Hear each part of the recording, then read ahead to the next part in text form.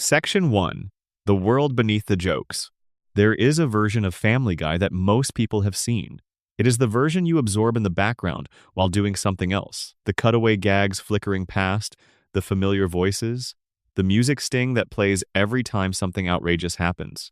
That version is fine, it passes the time, it makes you laugh sometimes. But there is another version of Family Guy hiding underneath the one you think you know. And once you see it, the show stops being background noise and becomes something more like a puzzle box that has been quietly sitting on your shelf for 25 years. This is a show that has aired over 400 episodes across more than 2 decades. Most people assume that a program running that long must be operating on autopilot at least some of the time. Random jokes, random stories, disconnected moments stacked on top of one another until the episode fills its 22 minutes and everyone goes home. And yes, plenty of that is true. But buried inside all that apparent randomness, there are patterns. Some of them are intentional. Some of them appear to have grown organically from the specific people who made this show, the places they came from, and the ideas they kept returning to across hundreds of individual episodes. Some of them feel almost accidental, like the creative unconscious of a long-running television program expressing itself in ways the writers never explicitly planned. What you are about to spend the next couple of hours with is a slow, detailed walk through those hidden layers. Not a highlights reel of funny moments. Not a ranked list of best episodes. Something quieter and more interesting than that. A guided tour through the architecture of a show that most of the world treats as disposable entertainment, but which, looked at closely enough, reveals an elaborate internal structure that has been sitting there in plain sight all along.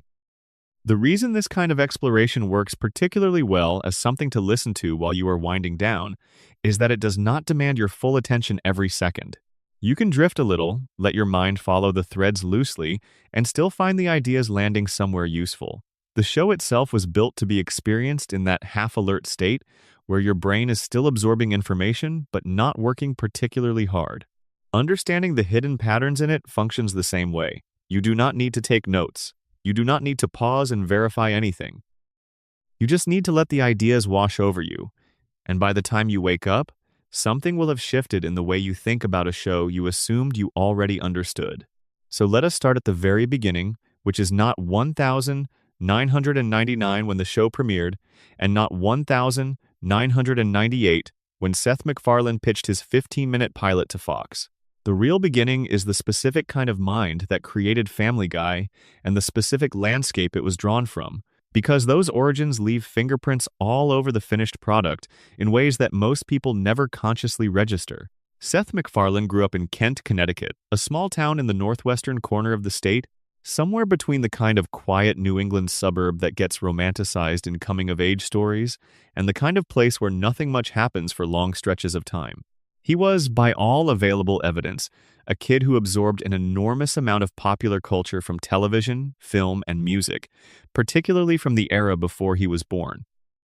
His love of the big band jazz of the 1940s and 1950s, his affection for the old Bob Hope and Bing Crosby road comedy films, his encyclopedic knowledge of classic Hollywood musicals and science fiction films from the golden age of cinema, all of this came from a specific kind of childhood spent watching and listening to things that most people his age were not paying attention to.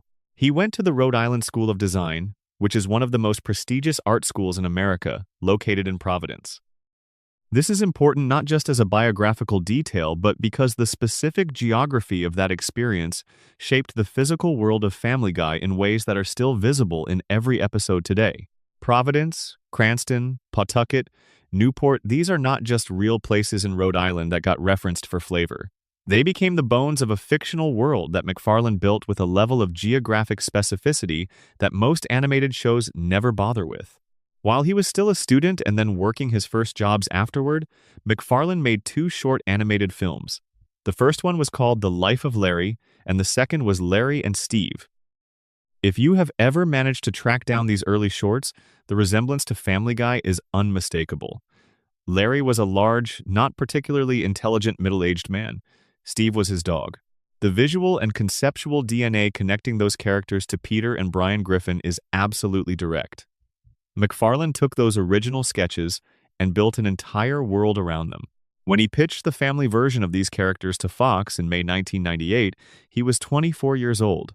The 15-minute pilot he brought to them contained essentially all the elements that would define Family Guy for its entire run: the suburban family setup, the cutaway gag format, the mixture of absurdist humor and genuine emotional grounding, the range of cultural references from across many different decades, the voice work, most of which MacFarlane did himself. Fox liked what they saw, gave him the budget to develop it further, and the show premiered on the 31st of January 1999, right after Super Bowl 33. That first episode was watched by around 22 million people. What most viewers in that first season did not realize was that they were watching something that had been built with considerably more structural thought than the show's chaotic surface suggested. The cutaways looked random.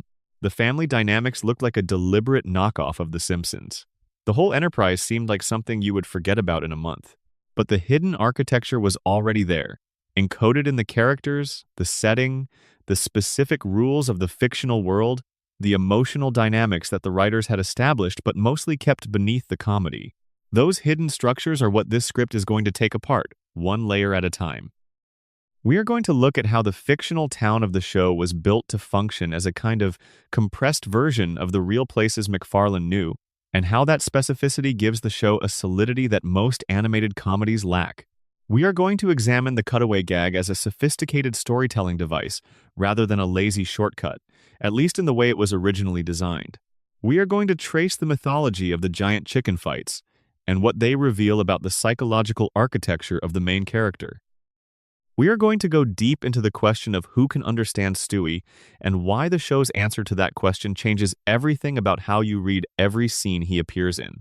We are going to look at the road to episodes as emotional artifacts, at the time machine as the show's secret cosmology, at the murder mystery that quietly reset the status of the entire fictional world, at the hundreds of small patterns and recurring details that most people miss even after watching the show for years. By the end, the show you thought you knew will look a little different. Not better or worse necessarily, though some of it will feel better once you understand what it was trying to do. Just more interesting, more intentional, more like something that was built by specific people with specific obsessions and specific ideas about what comedy and storytelling could do when they were woven together carefully enough. That is the version of Family Guy we are exploring tonight, not the background noise, the hidden signal underneath it. Drop a comment and tell me where in the world you are watching from and what time it is wherever you are right now. And if you want more videos like this one, the subscribe button is right there. It only takes a second, and it genuinely helps more than you might think. Section 2. The town that breathes, building the world of the show. Every great fictional setting functions as a kind of character in itself. The way a place is built tells you something about the people who built it, what they valued, what they were afraid of, what they found beautiful, what they wanted to escape from. Fictional towns in animation have a wide range of specificity. Some are pure abstractions, staging areas with no particular character. Some are careful facsimiles of real places. And a few become so precisely drawn, so internally consistent, so loaded with accumulated detail, that they start to feel like places you could actually visit. The fictional setting of Family Guy lands firmly in that last category. It is called by the name of an edible clam native to the northeastern United States. The word is a loanword from the Narragansett language, the indigenous people who inhabited Rhode Island long before European settlement, and it refers to a type of hard-shelled clam that was a primary food source in that coastal region for thousands of years. The show chose it as the name of the Griffins' hometown because Seth MacFarlane was living in Providence while he developed his early ideas, and the name felt right for a fictional New England town that was just specific enough to feel real without being tied to an actual map coordinate. What MacFarlane built in that town over the show's first seasons is worth examining carefully because the level of geographic and cultural specificity he embedded in it does something interesting. It creates the feeling of a real place even when the events happening in it are wildly unreal. This is the same principle that makes Tolkien's Middle-earth feel like somewhere you could go, or that makes the fictional Pawnee of Parks and Recreation feel more like a genuine city than most television shows that are actually set in real cities. The details accumulate into a texture that your brain reads as authentic, And once that texture is established, you accept much more outrageous things happening within it. The town is placed by the show in Newport County, Rhode Island.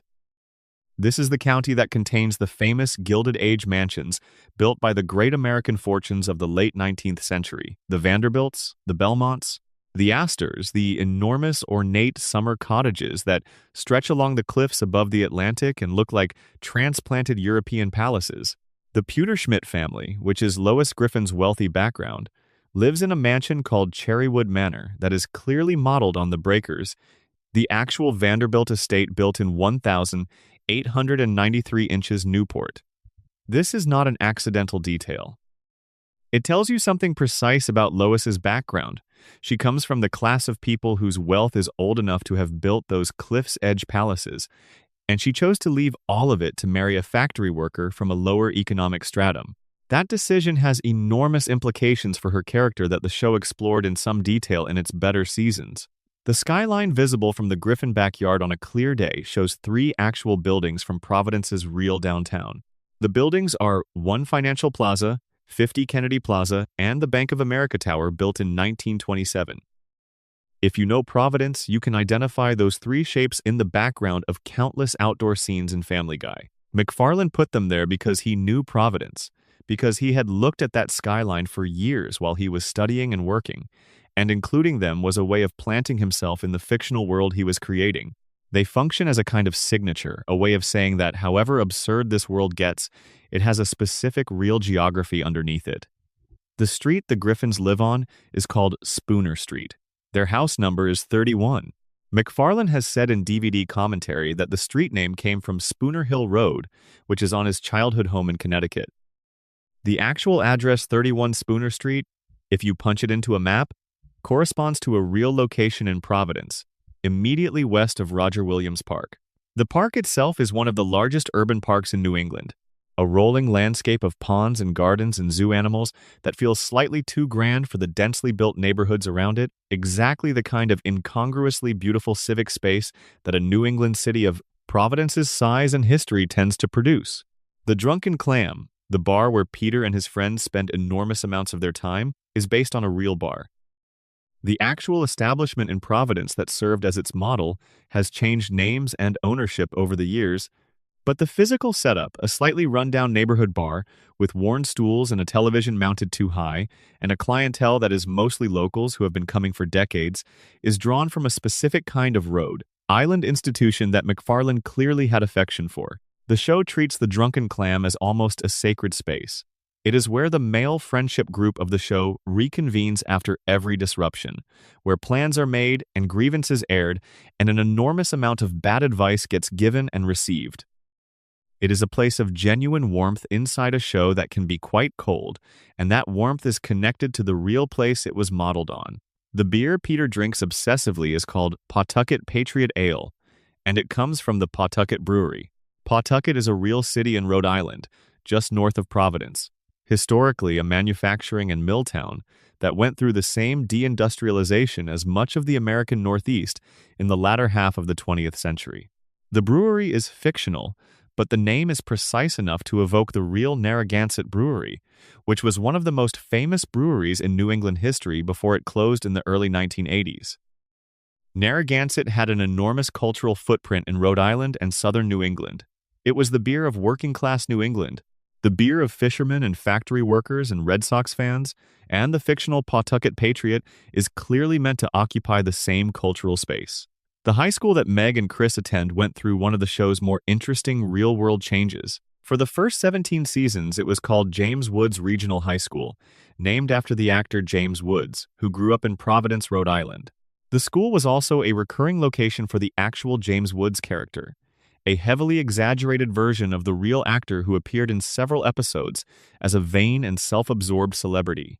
James Woods, the real person, attended South Kingston High School in Rhode Island, not a school actually named after him, and the naming of Meg and Chris's school was the show's way of both honoring Rhode Island's most famous acting alumnus and gently mocking his celebrity ego simultaneously.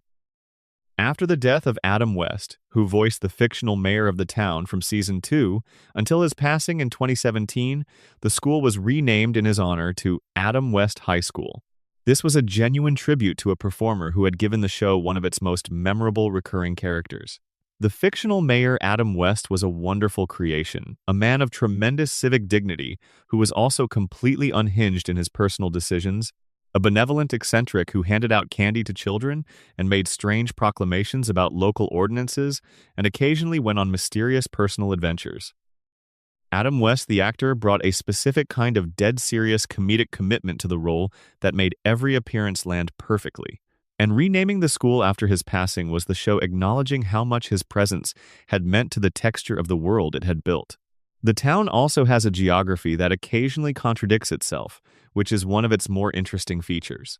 Depending on which episode you are watching, the show might describe it as being near the coast or might not. It might place it near Providence or near Newport or somewhere more inland. The Providence skyline appears in the background at various angles that suggest different relative positions. This inconsistency is not sloppiness, or at least not primarily sloppiness. It is a function of the show's philosophical approach to its fictional world, which is that the world exists to serve the story rather than the other way around. The geography shifts to accommodate whatever the episode needs. The town is simultaneously landlocked and coastal, suburban and small city, close to Providence, and further from it. It is a composite, a dream version of a New England municipality assembled from all the real places McFarlane had lived and studied. The founding mythology of the town is itself a layered joke that rewards close attention. According to a fable that appears in one early episode, the town was founded by a man named Miles Chatterbox Musket and a magical talking clam. But this founding story is explicitly a myth within the world of the show, a public legend designed to be taught to schoolchildren rather than a literal historical account. The actual founding, as revealed in later episodes, was done by Griffin Peterson, an ancestor of Peters who was exiled from England by King Stuart III, who is an ancestor of Stewie's. This creates a founding mythology for the Griffin family's connection to the town that ties two characters together across centuries. Peter's family has been in this specific place for generations because one of his ancestors was kicked out of England and landed here. Stewie's family has roots going back to English royalty. The two families have been entangled since the beginning of the town itself. This is the kind of lore building that most people watch right past without registering. It does not matter to the joke in the moment, but it creates a sense of history underneath the show. A feeling that these characters have weight and roots, and that the world they live in has depth. When Lois's wealthy family background creates tension with Peter's working-class instincts, that tension is not just about these two specific people, but about deep structural differences in American class experience. When Stewie's British accent and aristocratic mannerisms sit awkwardly inside a Rhode Island suburb, that incongruity is not just a random character choice, it is connected to an actual lineage that goes back across the Atlantic. The surface is silly, but the foundations are thought through. The show also uses the geography of Rhode Island's relationship to the rest of New England with consistent accuracy that locals notice and appreciate. The dismissive attitude toward neighboring Massachusetts that shows up periodically is genuinely representative of how Rhode Islanders feel about the larger state that surrounds them on two sides. The particular mix of Portuguese-American and Italian-American and Irish-American cultural references embedded in the show's background characters and incidental names reflects the actual demographic history of Providence and its surrounding communities, which were shaped by those waves of immigration in the late 19th and early 20th centuries. The class tensions embedded in the show old money versus new money versus no money, the legacy of manufacturing decline, the weird prestige economy of a small state with outsized historical significance. All of this is specific to a place that most Americans have never spent time in, but which the show treats as if it were universal. And this is one of Family Guy's quiet achievements. It took a very specific regional sensibility and somehow made it accessible and recognizable to people all over the world. The town also has what you might call a social ecosystem, a set of recurring institutions and characters that give it the feeling of a functioning community rather than a backdrop. The Channel 5 news team with Tom Tucker and his co-anchors serves as the show's way of commenting on events in the town and in the wider world. The recurring presence of Dr. Hartman, who is genuinely bad at his job in ways that are both funny and slightly disturbing, gives the show a family physician who stands in for a specific kind of small-town doctor confidence that outpaces competence. Mayor Adam West gave the show its civic voice, the elected representative of the community who was simultaneously the most respected person in town and completely, magnificently bizarre. The drunken clam, the brewery, the school, the hospital, the police department, the news channel, these institutions collectively create the feeling of a place with a functioning civic life. And the Griffin family sits at the center of that civic life not because they are exceptional in any meaningful way, but because the show treats them as the lens through which this entire community is viewed. They are not the richest people in town. They are not the smartest. They are not particularly talented or beautiful or powerful. They are just the people we are following. And by following them, we end up understanding the whole world around them. This is the thing that the fictional setting does at its best. It makes the ordinary feel meaningful by building it with enough care and specificity that you can almost believe in it. The specificity is not just decorative. It is load-bearing. It holds up the more outrageous elements of the show by giving them a foundation in something that feels, however distantly, like a real place where real people might live. Every giant chicken fight has more impact because it is destroying a town you have come to know. Every moment of genuine emotion between characters lands harder because it happens in a setting that has been built to feel lived in and specific. The town is not just a backdrop. It is an argument, a quiet claim that even a completely absurd comedy can benefit enormously from caring about where it is set. Section 3. The language of the cutaway, how the show's most famous trick actually works. Every art form eventually develops a vocabulary. A set of conventions that both the creators and the audience learn to read fluently, often without ever consciously registering what those conventions are or how they work. The cutaway gag is Family Guy's most distinctive contribution to the vocabulary of television comedy, and it is also the most frequently misunderstood. Most people describe it as a simple interruption. A character says something and then the show cuts to an unrelated scene as a joke, and then cuts back. This description is technically accurate but misses almost everything interesting about how the device actually functions. To understand the cutaway properly, you need to think about it as a linguistic structure rather than just a visual one. The cutaway gag has a grammar. It has rules. It has different modes depending on what the writers are trying to accomplish, and those different modes produce very different effects even when they look superficially similar from the outside. Most viewers have absorbed these rules unconsciously through years of watching the show, but making them explicit changes how the device looks and changes what you notice when you watch it. The first thing to understand is that the cutaway gag was not invented by Family Guy. Seth MacFarlane did not sit down in 1998 and say he was going to create a completely new form of television comedy. The device he was working with had precedence in earlier animation, in live sketch comedy, in variety programs dating back decades. What MacFarlane did was take a device that had existed in various forms and formalize it, make it central rather than incidental, build an entire comedic identity around it. Family Guy did not invent the cutaway. It built a cathedral around one. The original function of the cutaway gag in the show's first seasons was supplementary. This is the most important distinction to make when comparing the early use of the device to how it evolved later. In the first 3 seasons, when a cutaway happened, the main story did not stop. The episode was telling a story, a complete story with a beginning, complications, and a resolution, and the cutaway gags were extra material packed around the edges of that story. Think of them as footnotes rather than chapters. The main text was already doing something. The cutaways were asides, elaborations, digressions that added color, and additional jokes to an episode that could have existed without them. This supplementary function is why the early cutaways feel so satisfying even in retrospect. They are earned. They connect to something. A character will make a reference to something that happened in the past, and the cutaway shows you that past thing. A character will compare a current situation to something seemingly unrelated, and the cutaway gives you the visual of that something unrelated. The connection is the joke. The humor comes from the unexpected linking of two unlike things, from the specific way the visual elaboration either confirms or subverts what you expected. The premise is set up in the main scene. The punchline is delivered in the cutaway. The return to the main scene is the button that closes the joke. This 3-part structure is elegant and efficient, and when it works because each element is doing something specific. There is also a subtler function that the early cutaways served that is easy to miss. They were doing something that comedians call compression. Long stories can be told very quickly in a cutaway format because the show jumps directly to the specific moment that matters without all the setup that a scene would normally require. A character says they remember when something happened, and suddenly you are in the middle of that memory at the exact point where the funny part occurs, without needing 5 minutes of exposition to get you there. This compression is part of why Family Guy in its early seasons could pack so much material into a single episode. The cutaways did not add length. They added density.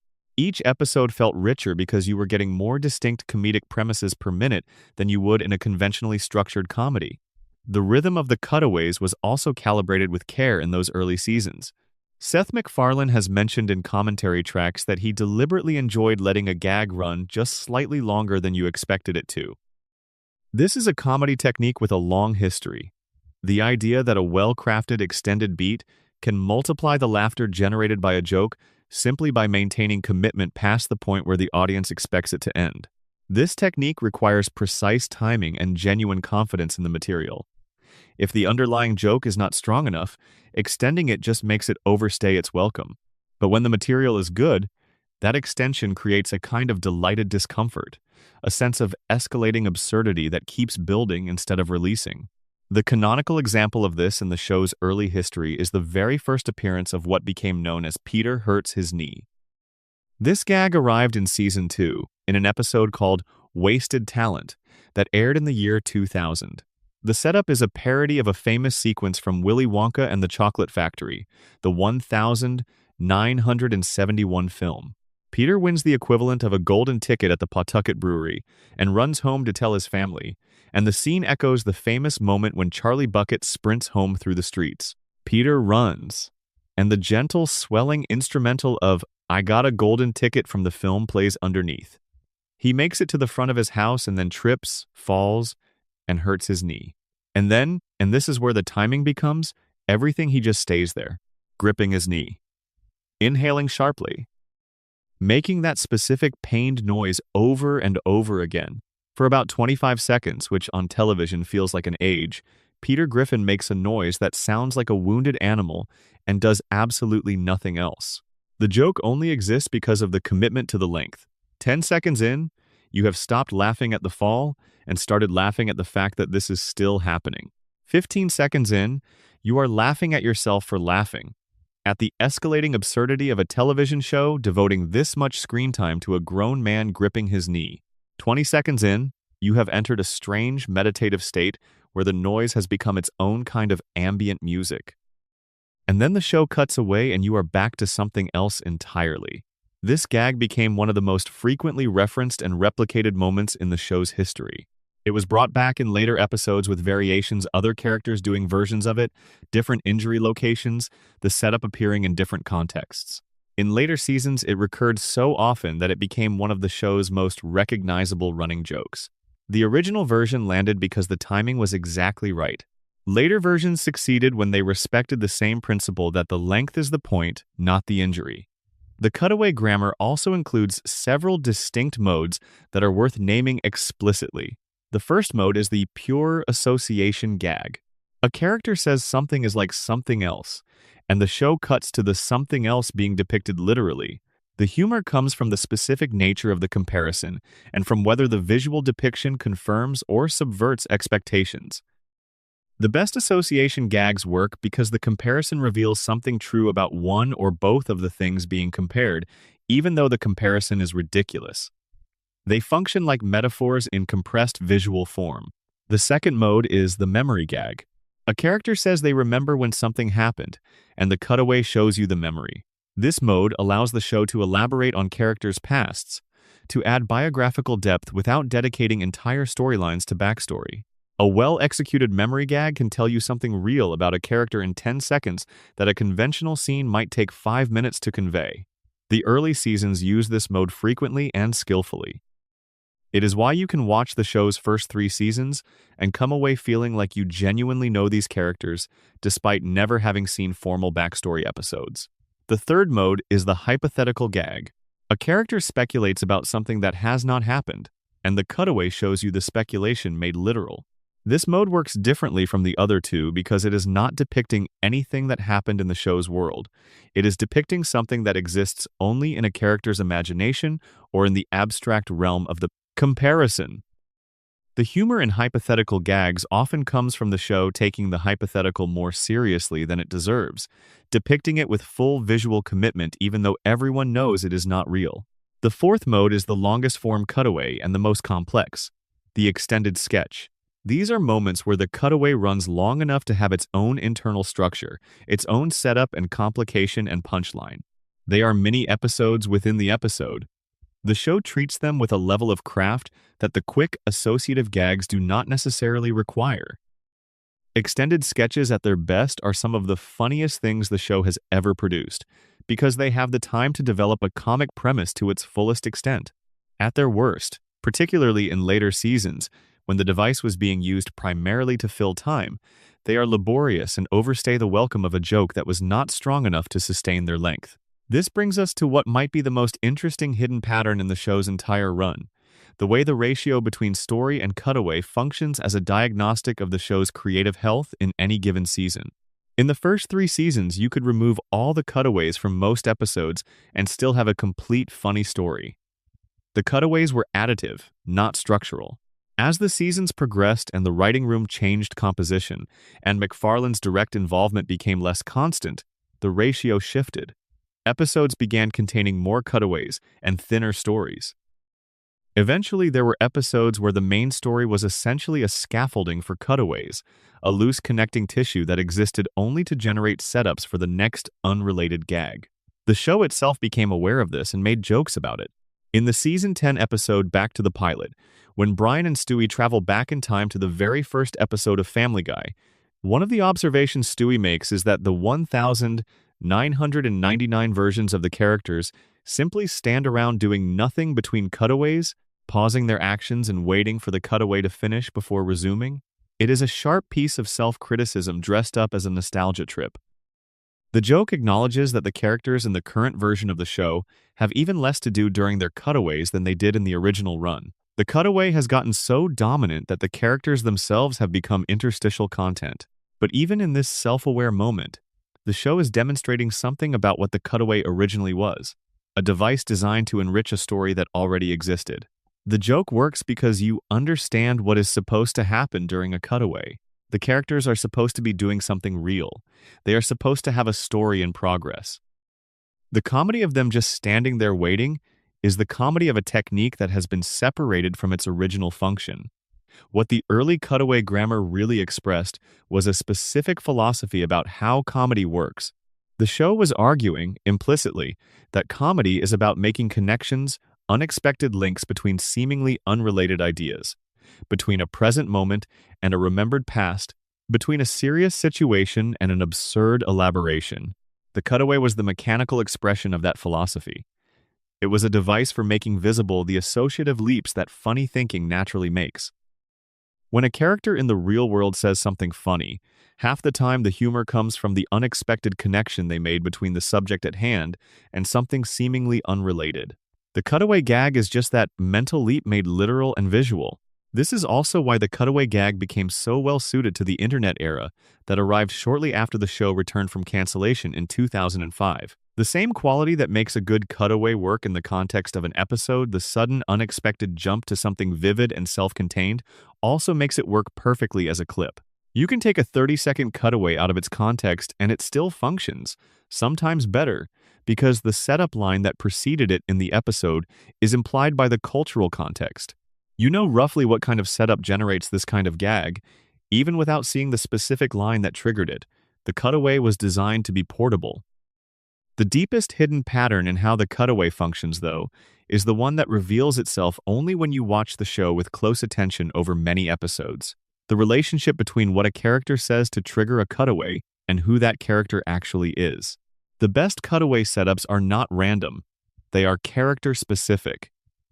The way Peter formulates a comparison tells you something about how Peter's mind works.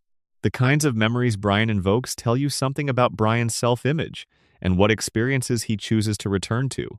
The hypotheticals Stewie proposes tell you something about how Stewie sees the world and what he fears and desires.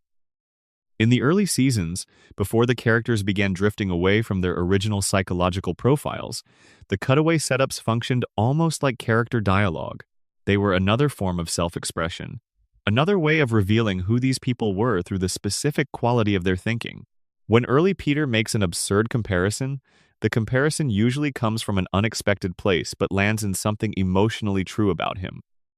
His references to pop culture from his own childhood, his nostalgia for specific moments of physical pleasure, his recurring anxiety about being found out or embarrassed, these themes show up consistently in the kinds of cutaways he generates, even when the individual gags seem completely random.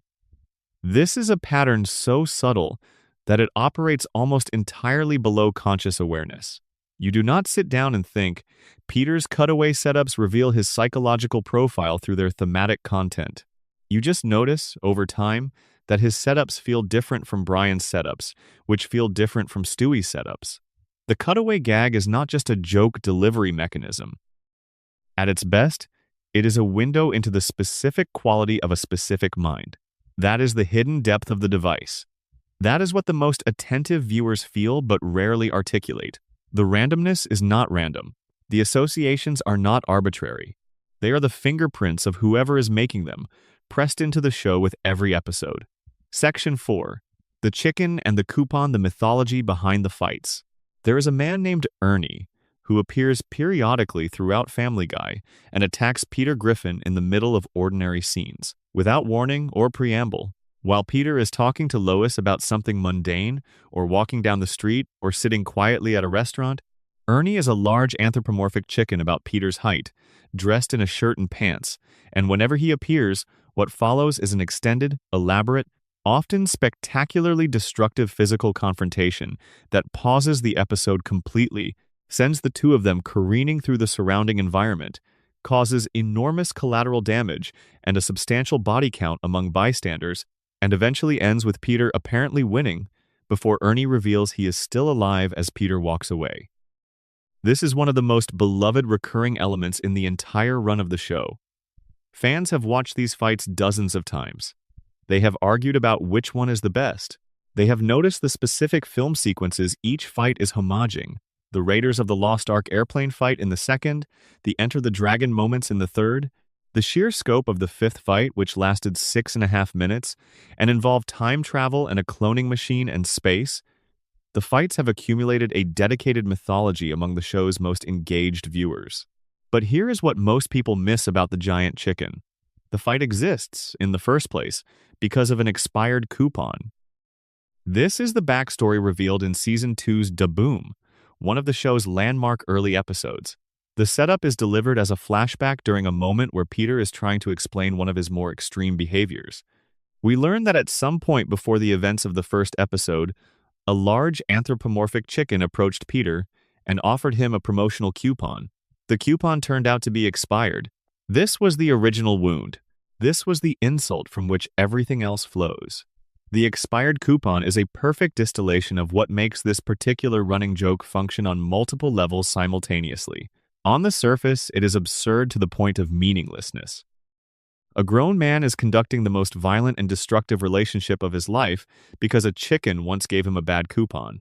But let that simmer for a moment and something more interesting emerges. The expired coupon is a symbol of a specific kind of petty indignity that actually matters in human experience. Being handed something that was supposed to represent value and discovering it is worthless. Being made to feel foolish for the brief moment you thought you had something good. Being disrespected in a small, casual way by someone who did not think you were worth the effort of a valid offer. This is the origin story of an epic grudge, and the disproportion between the cause and the effect is the comedy. But the disproportion is not random. It is specifically chosen because it resonates with something real about how small slights can calcify into lasting grievances. Human beings hold grudges over tiny things all the time. Families stop speaking to each other over a carelessly worded comment at a holiday dinner. Neighbors who have been friendly for years become enemies over a property line dispute about a fraction of a foot. Old friends never speak again because one of them was not invited to a party. The comedy of Peter's war with the giant chicken is that it externalizes and literalizes this human tendency. It shows you what a petty grudge looks like at epic scale, and the result is simultaneously absurd and oddly recognizable. The first fight appeared in the Season 2 episode Dirty Deeds, which aired in 1999 during the show's original run. Peter is walking down the street, and the chicken appears. The show does not explain anything. There is no backstory yet. Peter and the chicken simply recognize each other with expressions of focused hatred, and then the fight begins. The sequence that follows is a remarkable piece of animation work for a broadcast television comedy. It is longer than most fights in action films of the same era. It takes them through multiple locations. It references the general language of action movie fight choreography with genuine affection and craft. And then it ends, Peter walks away, and the episode continues exactly where it left off, with no acknowledgement that anything unusual just happened. That last detail is as important as anything else about the fight. The total lack of acknowledgement from either Peter or the show is a deliberate choice. The other characters do not ask what just happened. Peter does not explain. The narrative simply resumes. This absence of explanation does something very specific to the viewer.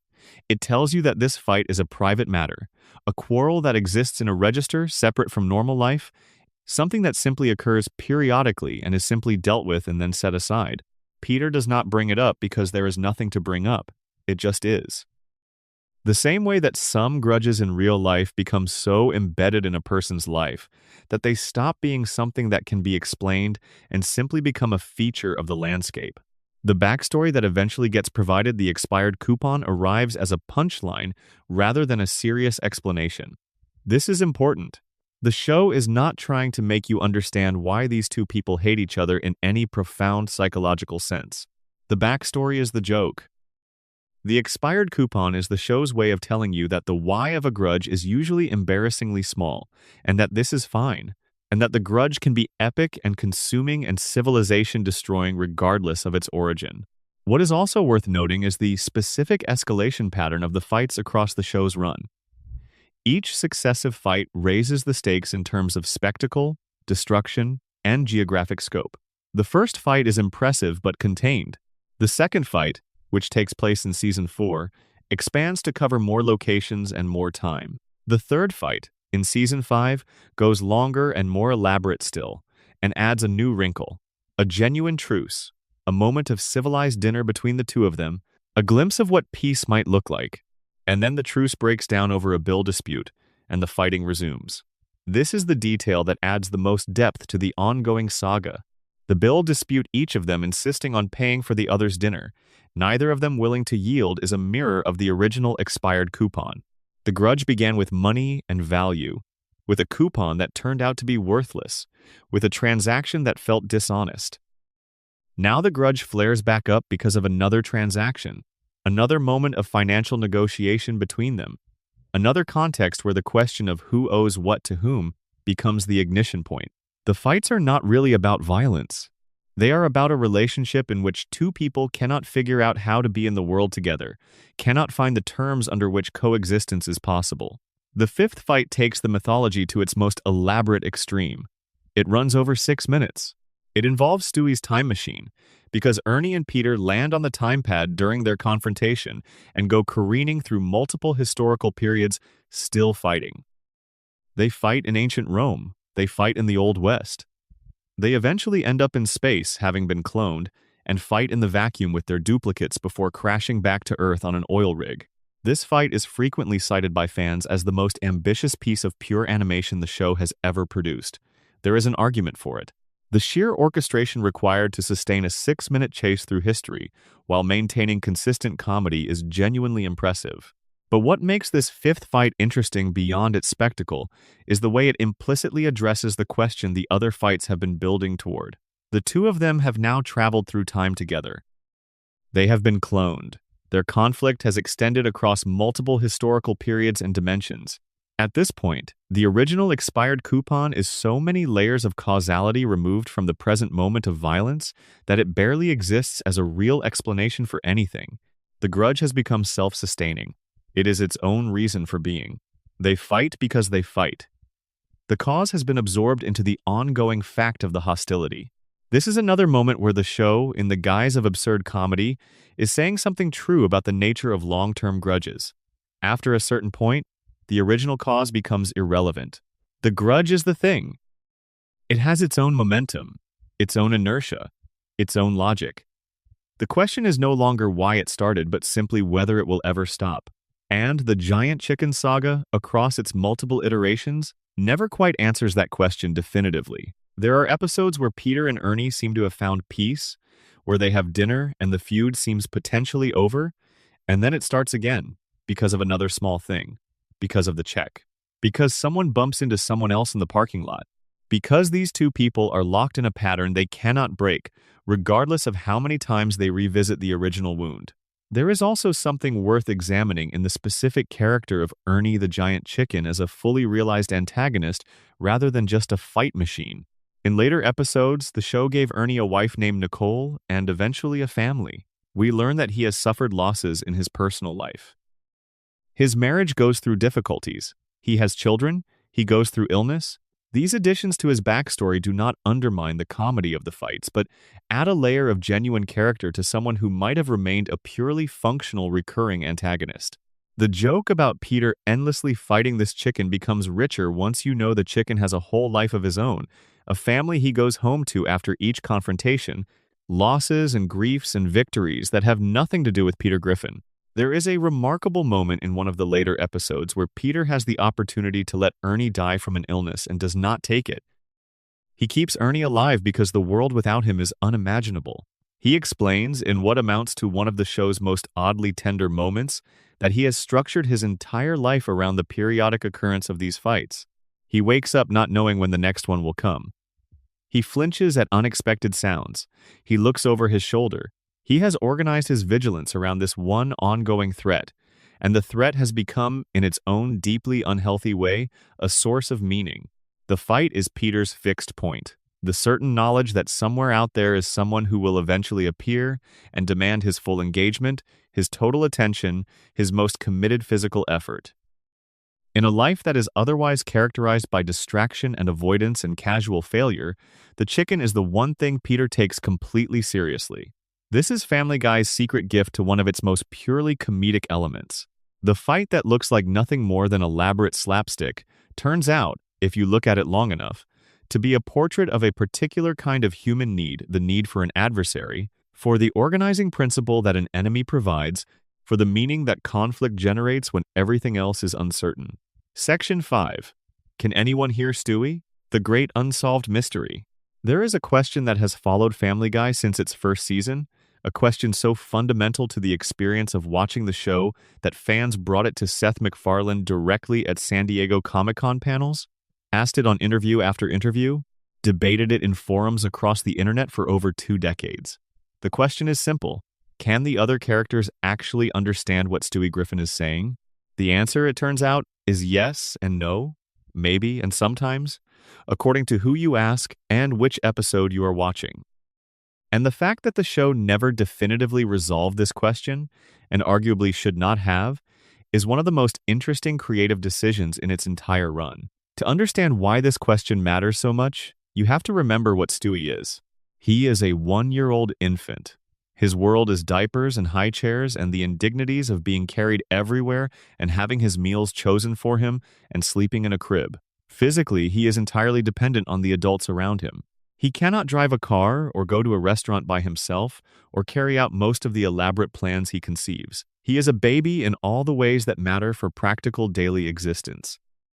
But mentally and emotionally, he is something very different. He speaks with a refined British accent that sounds like it was trained at the finest schools in England. His vocabulary is enormous and sophisticated. His cultural references span centuries.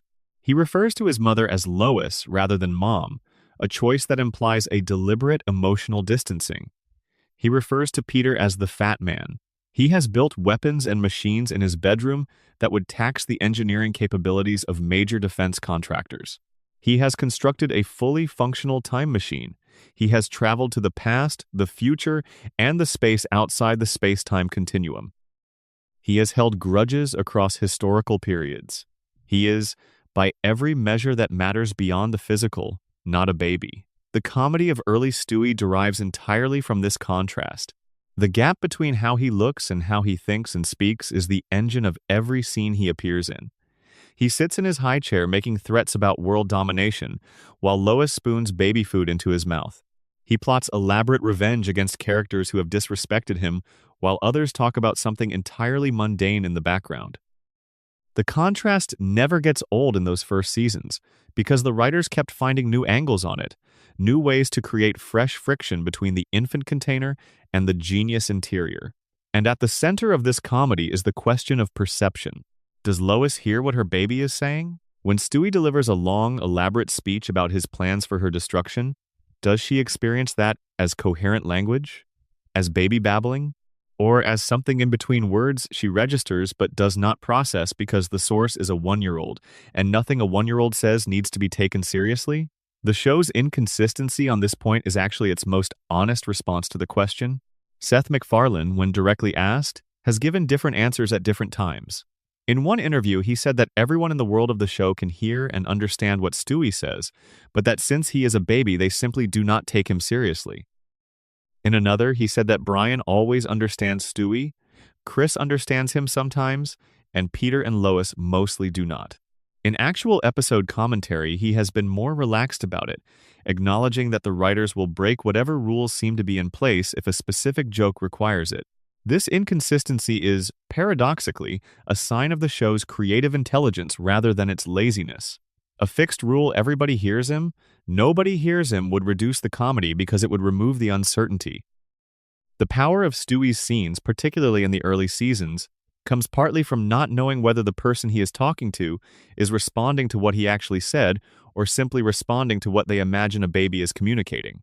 When Lois looks at Stewie after one of his speeches and says something warm and slightly irrelevant, is she ignoring his words because they are threatening and alarming? Is she responding to his tone rather than his content?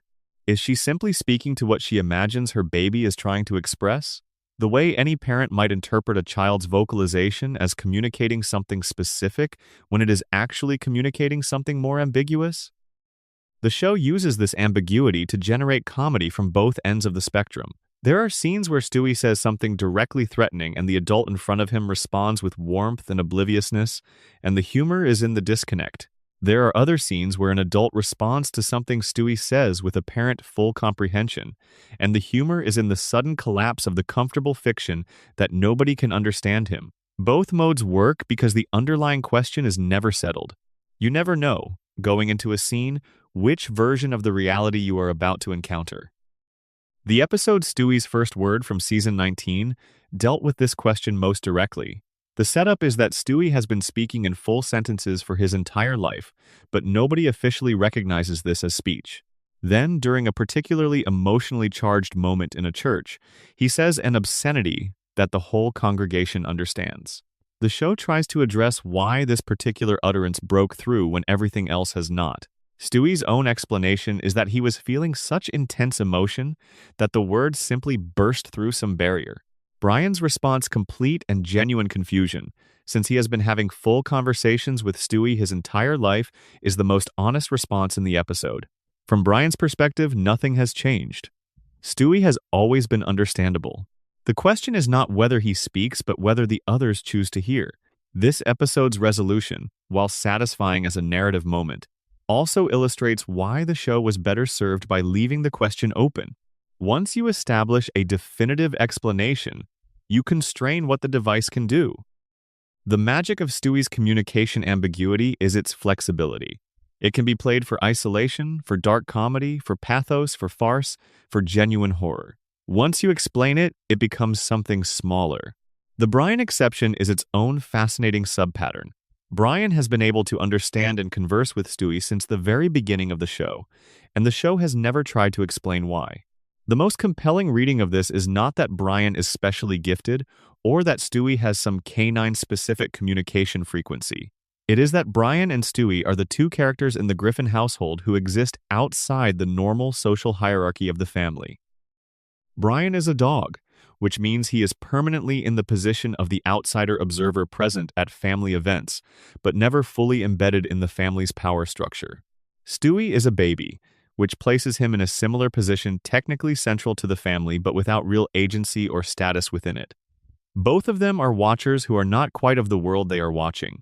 Their ability to understand each other makes sense as an expression of this shared marginality. They can hear each other because neither of them is fully legible to the mainstream of the family's life.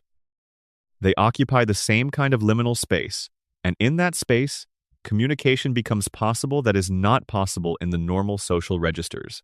This is not explicitly stated in the show, but it is embedded in the structure of how their relationship works, and it gives the Brian-Stewie dynamic a psychological logic that resonates even when you cannot quite articulate why. There are specific episodes that have become the focal points of the debate about Stewie's communication. In E Peterbus Unum, a Season 2 episode, the question is addressed as a meta-joke. The episode ends with a reveal that the entire show has been a historical video being shown to students in the future. When the presentation ends, one of the students raises his hand and says he does not get something. Can the family understand the baby, or what is the deal with that? The other students nod in recognition of the shared confusion. The joke is not trying to answer the question. The joke is acknowledging that the question is part of how the show works, part of the texture of the experience. The ambiguity is the feature, not the bug. There is a stranger episode in Season 17 that plays with the question from a different angle. Peter, in the episode, directly admits that he can understand pieces of what Stewie says from time to time. This is framed as a confession rather than an established fact. He can hear Stewie, sometimes, in specific registers or under specific conditions. This partial acknowledgement is more interesting than a binary answer because it suggests a form of selective comprehension, not inability to hear, but a practice of not fully attending to what is being heard. This is, again, something deeply recognizable from human experience. The things we choose not to hear, the communication we register but decline to process, the voices we filter out because attending to them fully would require us to respond and we are not ready to respond. Peter's relationship to Stewie in those early seasons is in many ways defined by this selective deafness. Stewie is saying things to Peter, constantly making threats, making observations, communicating need and frustration and grandiose ambition, and Peter's response is to hear the sound without fully processing the content. This is simultaneously comic and quietly accurate as a portrait of a certain kind of parenting. The child who is talking and not quite being heard. The parent who is present but not fully receiving. The gap between what is said and what is understood, which is one of the most common and painful features of family life at every age. The female characters in the show, particularly Lois, add another layer to this dynamic. Lois is Stewie's most important relationship after Brian. She is his mother, his primary caretaker, the object of his oldest and most elaborately expressed hostility, and she apparently cannot understand a word he says, or chooses not to, or cannot quite resolve the incongruity between what she knows her baby should be capable of saying and what she actually appears to be hearing when he speaks. There is a specific emotional texture to Lois's relationship with Stewie that is different from her relationships with her other children. With Meg, she can be dismissive or even cruel in the later seasons. With Chris, she is indulgent and affectionate in a relatively uncomplicated way. With Stewie, there is something more layered happening. She treats him with a kind of committed maternal tenderness that seems slightly more effortful than the tenderness she shows the other children, as though she is working a little harder to maintain it. Is she sensing, beneath the surface of her baby's inexplicable noises, a hostility she cannot quite name? Is there some register of Stewie's communication that gets through to her, even when the specific words do not? The show never answers this. But the question, if you sit with it long enough, makes every Stewie and Lois scene slightly more interesting. The deepest hidden pattern in the Stewie communication question is what it implies about the nature of voice and agency in a family. The person in the household who has the least physical power is the person with the most elaborate inner life. The one who cannot compel anyone to listen to him is the one saying the most interesting things. Stewie cannot make anyone hear him in any formal or authoritative sense.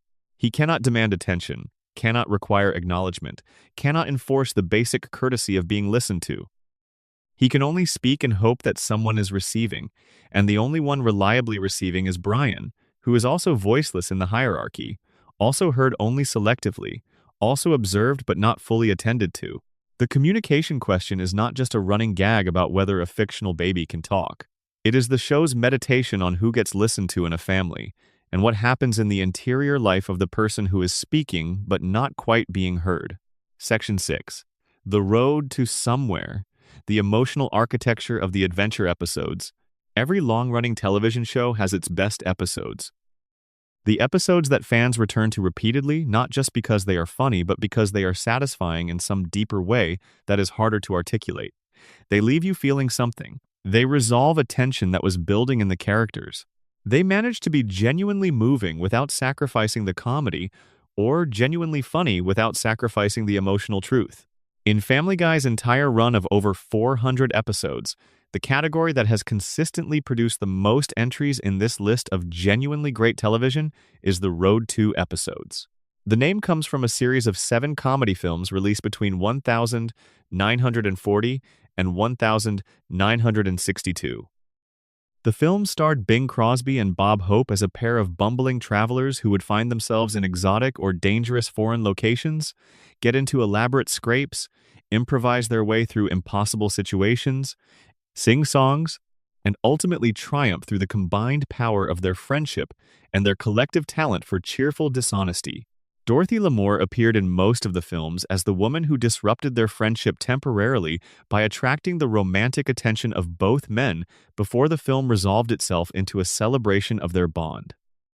The films were enormously popular in their time and remain fondly remembered as some of the most genuinely warm buddy comedies in cinema history. Seth MacFarlane discovered these films during the period when he was developing his taste for classic Hollywood entertainment, and he loved them. He loved the specific quality of the Hope-Crosby relationship, the way it balanced affectionate rivalry with genuine loyalty, the way it could be competitive and mutually supportive at the same time, the way it generated comedy from the specific friction between two distinct personalities who nevertheless needed each other. When MacFarlane was designing Brian and Stewie as a comedic duo, he had these films in mind. The Road to episodes are his explicit tribute to them. The first Road to episode was Road to Rhode Island, which aired in Season 2 on the 30th of May 2000. Brian has to go pick up Stewie from his grandparents' summer home, but by the time he gets there, he has drunk too much and lost their plane tickets, and the two of them have to make their way back home by road. The episode is notable for several things. It features one of the show's first elaborately staged musical numbers, Seth MacFarlane singing a duet with himself as both Brian and Stewie, performing a version of Road to Morocco from the original Hope Crosby films. It establishes the dynamic that all subsequent Road to episodes would return to, two characters with very different sensibilities forced into intimate proximity by circumstances beyond their control, discovering through the necessity of collaboration that their connection is more important than their differences. What makes this first episode so effective is the emotional discovery at its center. Brian finds his mother in the episode. She was a dog in a laboratory that he was raised in isolation from, and when he tracks her down, he discovers she has been used in a taxidermy demonstration. She is literally stuffed and mounted as a display piece. The scene where Brian finds her is brief and played with a restraint that is unusual for the show. There is no comedy around it. There is just the quiet recognition of a loss that was always there, of an absence that has always shaped him. Stewie's response to Brian's grief in that moment is to simply be present, not to fix anything or make a joke or introduce an elaborate distraction, just to sit beside him and acknowledge the weight of what just happened. This scene is the template for every Road to episode that comes after it. The adventure framework, the exotic location, the obstacles, the elaborate set pieces is the vehicle for getting two characters to a place where their emotional reality can surface. The comedy is real and substantial, but it is always in service of something emotionally honest happening between these two characters. The Road to episodes work because they are love stories.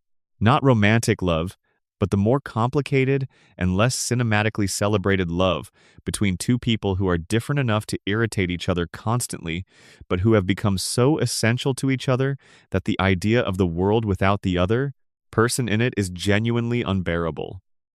Road to Europe, the second entry in the series, arrived in Season 3. Stewie has become obsessed with a British children's television program called Jolly Farm Review and decides he wants to live there.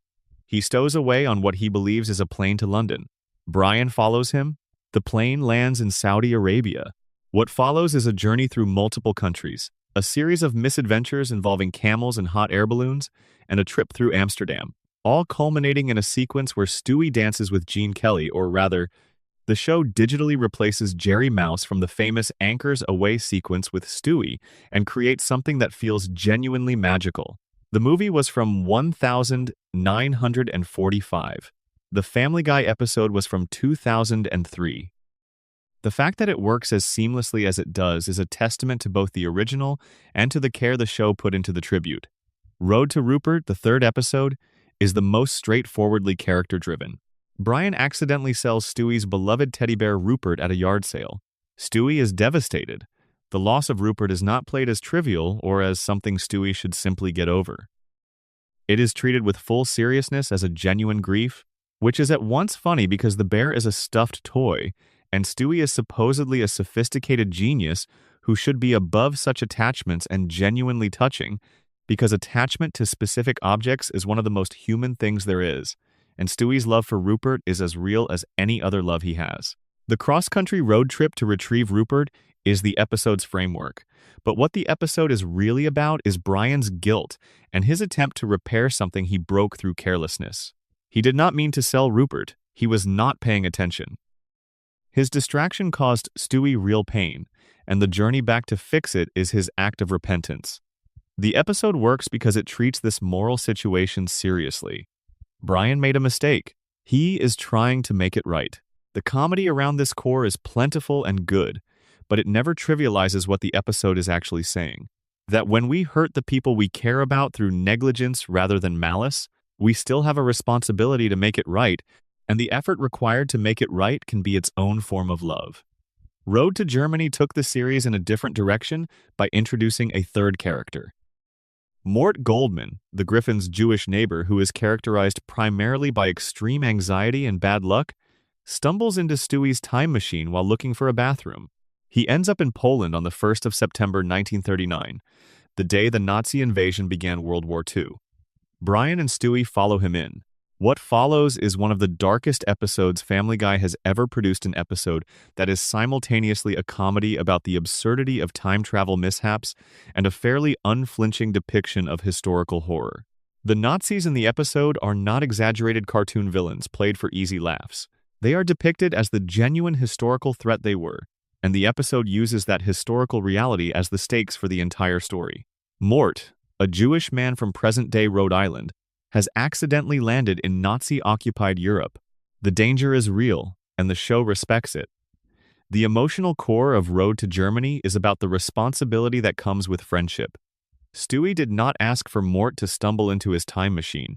Stewie does not particularly like Mort, but the moment Mort is in danger, Stewie and Brian's immediate response is to go get him. The episode is not about whether they like Mort. It is about the simple moral fact that he is in danger, and they are the only people who can help. The comedy happens around this core, but the core itself is not played for comedy. The show trusted its audience to hold both the absurdity and the seriousness simultaneously. Road to the Multiverse, the 5th Road to episode, is the most formally inventive. Stewie reveals to Brian that he has built a remote control that allows travel between alternate universes. The two of them spend the episode jumping from one parallel reality to another, each with a different visual style. A universe where humanity is more technologically advanced, a universe where dogs rule over humans, a universe drawn in the style of a 1930s Disney cartoon, a universe with the aesthetic of Japanese anime. Each universe is an opportunity for a specific kind of comedy, but the episode is also genuinely saying something about identity and friendship. In each alternate reality they visit, Stewie and Brian are still themselves in some fundamental way, regardless of what the world around them looks like. Their relationship persists across the multiverse. It is one of the fixed points. Road to the North Pole, the 6th episode, is an hour long and stands as one of the most surprising episodes the show has ever produced. Stewie decides he wants to kill Santa Claus after a mall Santa is rude to him. He and Brian travel to the North Pole. What they find there is not a jolly magical workshop, but a burned-out, exhausted Santa in an industrial hellhole trying to deliver presents to an impossible number of children. The elves are inbred and mutated from generations of working in terrible conditions. The reindeer are feral. The whole operation is a portrait of someone who has been doing a job he is no longer capable of doing at the scale required. The episode song, Christmas Time is Killing Us, is one of the funniest and most haunting musical numbers the show has ever written. It is sung by a Santa who has been destroyed by his own legend and cannot stop. The episode ends with Brian and Stewie taking over Santa's route for one night, which goes catastrophically wrong. They physically cannot deliver presents to every child in the world in a single night. It is impossible, and the show does not let them off the hook by giving them magical powers to do it. They do what they can. Many children wake up on Christmas morning with terrible gifts or maimed gifts or no gifts at all, and the episode does not resolve this neatly. It acknowledges that some problems are too big to fix. Even with the best intentions, even with full commitment, the episode is somehow hilarious and genuinely melancholy at the same time, and that combination is the highest thing the Road to format can achieve. What all of these episodes share, beyond the adventure framework and the musical numbers and the specific chemistry of Brian and Stewie, is a quality that the show struggles to achieve in its non-Road to episodes: genuine emotional stakes. In the Road to episodes, things happen that matter to the characters. Their relationship is tested and deepened, and sometimes damaged and then repaired. They discover things about themselves and each other that stay discovered. The comedy does not cancel out the emotional reality, it coexists with it. And this coexistence is the thing the show at its best always knew how to create, but could only reliably sustain when it gave Brian and Stewie the open road and the musical number and the permission to be genuinely honest with each other. For 22 minutes, the Road to episodes are the show's truest expression of what it was always capable of being. Not a random joke delivery machine. Not a vehicle for shock value and cutaway excess. A comedy with a genuine heart that could be funny and real at the same time, that could put two unlikely friends in impossible situations and find, in their navigation of those impossibilities, something worth feeling. Section 7. The Time Machine and the Rules of the Universe. In the very first season of Family Guy, in an episode called Mind Over Murder, there is a scene in Stewie's bedroom. Stewie is building something. He is using tools that a one-year-old child should not have access to and applying engineering principles that a one-year-old child should not understand. He is building a time machine. His stated purpose is modest. He wants to go back in time because he is about to start teething, and he would prefer to skip that particular developmental milestone. This is the first time machine. It is powered by some combination of physics that the show does not elaborate on, and it works, for a while, until Peter trips over it and destroys it. This is the beginning of one of the most quietly ambitious ongoing storylines in the show's history. The time machine, across its many iterations and adventures and destructions and reconstructions, becomes the backbone of a hidden cosmology inside Family Guy, a set of implied rules about time, causality, identity, and the nature of the universe that the show builds piece by piece across dozens of episodes, never making it fully explicit but constructing something surprisingly coherent if you assemble all the pieces. The cosmology begins with the simple fact that Stewie can build a time machine as a toddler. The show never tries to explain this. It is simply one of the ground rules of Stewie's character, like Brian's ability to drive a car or speak coherent English despite being a dog. But the fact that a one-year-old can build a working time machine means that this is a universe where the physics are different from ours in a specific way. The intelligence required to do this is not normal human intelligence. It is something qualitatively different, and the show's depiction of Stewie as a character whose abilities have no ceiling is connected to this cosmological premise. He is not just a smart baby. He is a genius of a kind the universe almost never produces, and the time machine is the clearest evidence of that. The second version of the time machine arrives after the first one is destroyed. This version is a wristwatch, a portable device rather than a room-sized installation. The compactification of the technology is itself a kind of joke, but it also serves a narrative purpose. It makes the machine easier to bring into adventures. You cannot put the first model in your pocket. The second can go anywhere. This upgrade in portability is what makes all the Road to time travel episodes possible. Brian and Stewie can now bring the machine with them wherever they go, which means the time machine becomes part of every adventure rather than something that has to stay home. The third major iteration of the time machine is the walk-in model that appears in Road to Germany. This is the one that Mort Goldman mistakes for a bathroom stall and uses to accidentally travel to 1939 Poland. It requires uranium fuel, which becomes a significant plot point because acquiring uranium in Nazi-occupied Europe is considerably more difficult than it sounds. This model is eventually destroyed in the course of the episode's resolution, which requires blowing it up with Mort inside it after they return home. The show's cavalier attitude toward destroying versions of the time machine is its own running pattern. Each machine serves its narrative purpose and is then eliminated, often by being blown up or disassembled, so that the next episode can start fresh with a new machine without having to account for the capabilities of the previous one.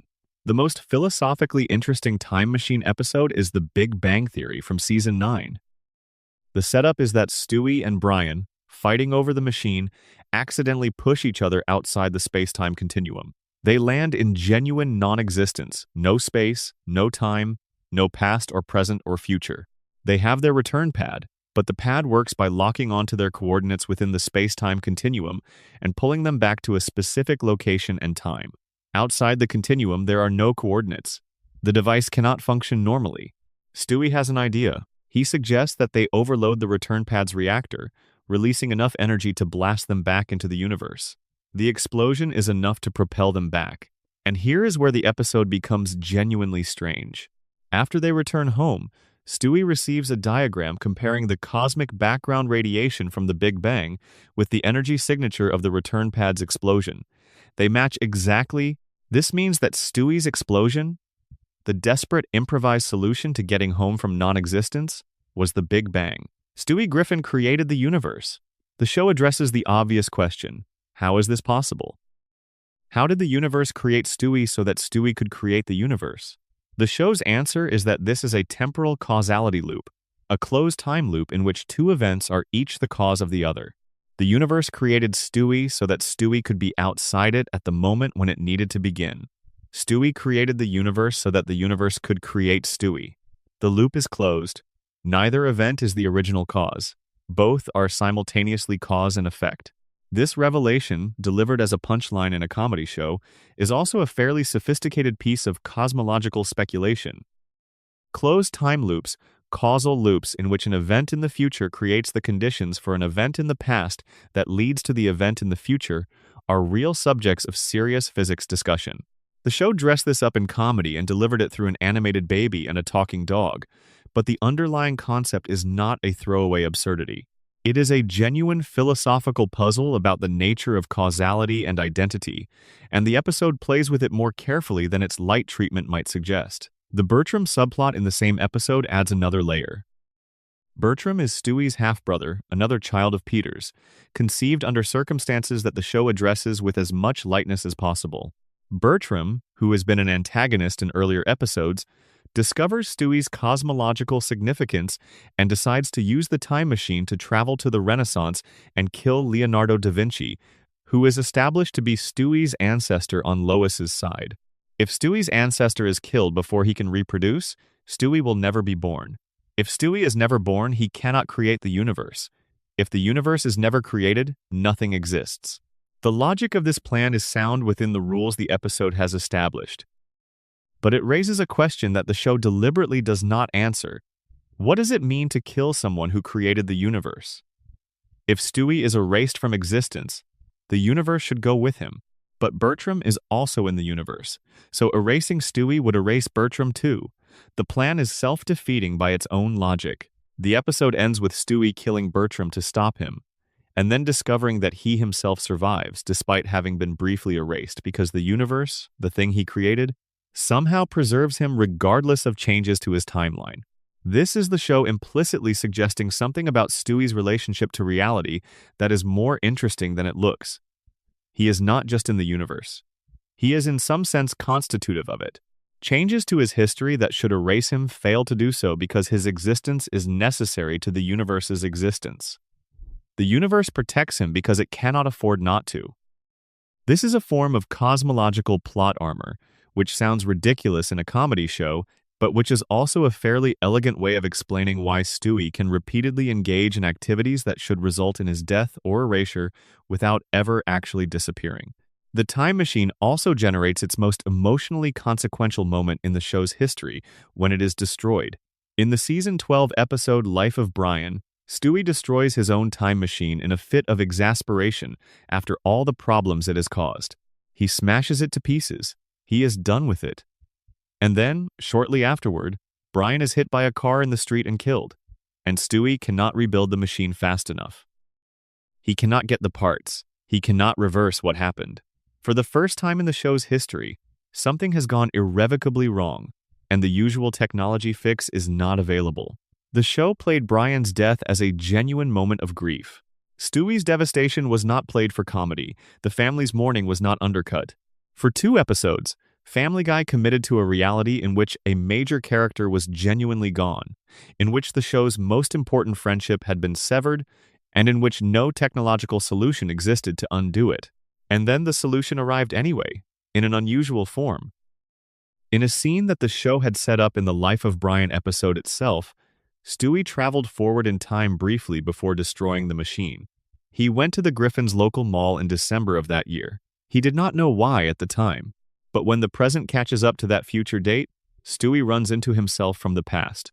His past self is at the mall with the time machine return pad in his pocket because he traveled forward before destroying it.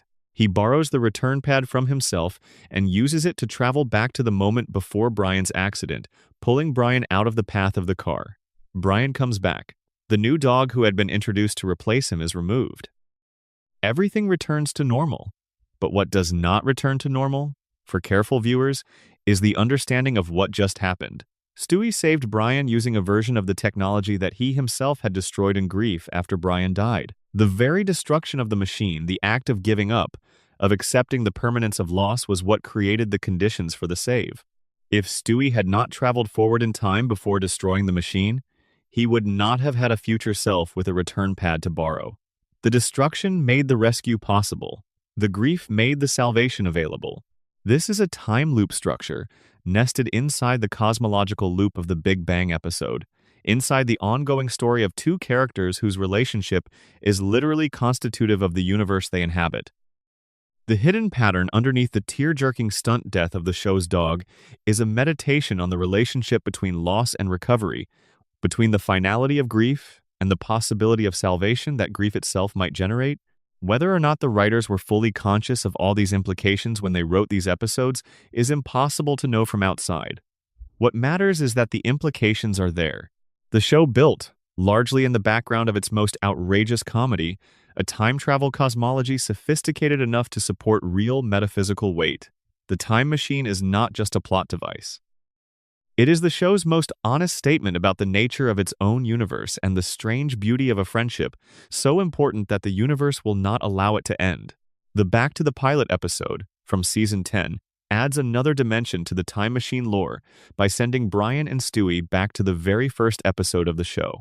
The premise is that Brian buried a tennis ball on the 31st of January 1999, the day of the show's premiere, and cannot remember exactly where. The 2 of them travel back to retrieve it and end up observing their 1,999 selves from the outside. Stewie notices immediately that the 1,999 animation looks different. Meg's voice sounds different. The characters pause between scenes in ways the current versions do not. He notes that this may be his first memory, that this day in 1999 is the earliest point in the show's timeline that any character can meaningfully access. The episode spirals into a magnificent chaos as Brian makes the mistake of revealing future information to his past self, which leads to multiple paradoxes that multiply exponentially until there are 50 different versions of Brian and Stewie from different moments in the timeline, all converging in 1999. The image of 50 Brians and 50 Stewies all trying to prevent each other from altering the past, all speaking at once, each pair slightly different from the others because they come from slightly different versions of the timeline. This is the show doing something genuinely clever with its own mythology. The time travel adventures that Brian and Stewie have had across more than 10 seasons have, theoretically, created multiple divergent timelines, and this episode gives you a glimpse of all of them at once. The resolution requires one Stewie to take charge, conduct a vote among all the versions of themselves about whether to prevent a major historical tragedy, and then send everyone back to their own timelines. The episode is both a comedy about the absurdity of time travel paradoxes and a surprisingly thoughtful meditation on the ethics of changing history. The vote fails to produce agreement. The Stewies and Bryans return to their own times, having accomplished nothing and changed nothing, which is both funny and slightly sad. The show acknowledging that even with time travel capabilities, the most ambitious interventions tend to resolve into the same world you started with. This is a recurring theme in the show's time travel episodes. The machine can go anywhere and anytime, but the outcomes tend to reset towards something resembling the original state. History resists being changed. Relationships that are meant to persist do persist. Things that are meant to end. The time machine is enormously powerful and perpetually insufficient, and this tension between the fantasy of being able to fix everything and the reality of how little even unlimited time travel actually changes is one of the most quietly honest things Family Guy ever said about its own universe. Section 8. And then there were fewer. The reset episode. There are episodes of television that function as line markers, points in a show's run that divide the world of the show into what it was before and what it becomes after. These episodes are often recognized as special by audiences immediately, though the full significance of what they did often takes time to fully understand. Family Guy has had several of these over the course of its run, but the one that operated most completely as a line marker while being least recognized as such at the time is the Season 9 premiere that aired on the 26th of September 2010. The episode is called "And Then There Were Fewer." It is 90 minutes long in its uncut form, nearly 3 times the standard running length of a Family Guy episode. It is the first episode in the show's history to be broadcast in high definition. It was the most watched Family Guy premiere in years, drawing over 9.41 million viewers in its second half hour. And it did something that Family Guy almost never does. It made permanent, canonical changes to the show's world. It was explicitly confirmed by Seth MacFarlane after the episode aired that the characters who died in it were genuinely dead and would not be coming back. To understand what this episode was doing and why it mattered, you need to understand what it was in the context of the show's history. By the time Season 9 premiered, Family Guy had been running for over a decade across a complicated timeline that included 2 cancellations and a 3-year gap between Seasons 3 and 4. In that time, the show had built up a substantial supporting cast of recurring characters, people who appeared in multiple episodes, had established personalities and relationships, and gave the fictional town of the Griffins its feeling of a populated, textured world. These characters had become so established that the audience assumed a certain permanence for them. They were part of the furniture, and then there were fewer swept away a significant portion of that furniture in a single evening. The episode is structured as an Agatha Christie mystery, specifically modeled on And Then There Were None, Christie's most famous novel, in which a group of people are lured to an isolated location by an anonymous invitation and then killed off one by one. The Griffins receive one of these invitations, as do most of the other recurring characters from the show's supporting world. They converge on a mysterious mansion on a rainy night. People start dying. The episode killed several characters who had been recurring presences in the show since its early seasons. Muriel Goldman, the wife of the pharmacist Mort Goldman, was killed. She had appeared in dozens of episodes across 9 seasons. Derek Wilcox, who had been a recurring character associated with Brian's former girlfriend Jillian, was killed. Most significantly, Diane Simmons, the co-anchor of Channel 5 News alongside Tom Tucker, a character who had appeared in the show's very first episode and recurred consistently throughout its entire run-up to that point, was killed. The show confirmed afterward that these deaths were permanent. The reveal of Diane Simmons as the murderer is the episode's most carefully constructed moment. For most of the runtime, the episode plays fair with its mystery structure. There are multiple plausible suspects. The evidence is distributed in genuinely misleading ways. Tom Tucker is set up as the obvious culprit, and the setup is elaborate and convincing enough that many viewers watching for the first time do not see through it. The real motive, Diane's revenge on the men who destroyed her career and her relationship, is hidden behind the mislead. The actual revelation comes in a moment of genuine dramatic writing that the show rarely attempted. Lois goes to speak with Diane the morning after the crisis, intending to console her. She notices that Diane is wearing a new blouse, one her mother bought her for her first solo broadcast. Diane could not have known, when her mother bought it, that Tom would be gone and that she would be anchoring alone. She could only have known that if she had planned for it. Lois in real time realizes what she is looking at. The editing holds on Lois's face as the understanding arrives. It is a moment of genuine dramatic tension in a comedy show, and it works because the writers earned it by playing the mystery straight rather than winking at the audience about what genre they were operating in. The climax involves Diane holding Lois at gunpoint on the edge of a cliff, and then Stewie, watching from a window with a sniper rifle, shoots Diane before she can fire. Diane falls off the cliff and into the sea, and Stewie, lowering his weapon, says something that is simultaneously funny and genuinely chilling. Only he is allowed to kill Lois. This moment is the episode at its most concentrated. Stewie has spent the seasons since his character transformation largely abandoning his original identity as Lois's would-be killer. His evil genius persona has been softened into something gentler and more emotionally available. But in this moment, some residue of the original Stewie surfaces. He did not save Lois because he loves her, or not only because he loves her. He saved her because she belongs to him, because his claim on her destruction, however dormant it has become, is still his, and he will not allow anyone else to exercise it. The joke and the genuine psychological revelation exist in the same sentence. This is Family Guy at the height of its capacity for double meaning. But the episode's lasting significance is the line it drew in the show's world. Characters can die, permanently. Not every death is a stunt to be reversed in 2 episodes. Not every status quo disruption resets itself by the end of the hour. The world of the show, however absurd, has real consequences within it. People who are gone are gone. This line was drawn and then somewhat undrawn in subsequent seasons. Brian's death and resurrection being the most prominent example of the show, retreating from the implications of permanence it had established. But the episode exists, and it represents a moment when the show chose to take its own fictional world seriously enough to change it in ways that could not be undone. This choice is its own kind of hidden depth. Most animated comedies operate on the implicit guarantee that nothing will permanently change. Family Guy, in this one sustained and ambitious hour, showed that it could make a different choice. The fact that it often did not choose that way in other episodes makes this one more remarkable, not less. The secondary significance of the episode is the way it elevated the standing of several characters in the show's ensemble.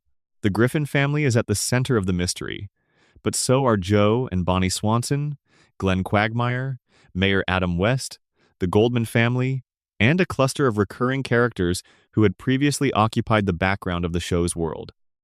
Putting all of them in the same location for the same extended crisis created interactions between characters who had rarely been in scenes together before.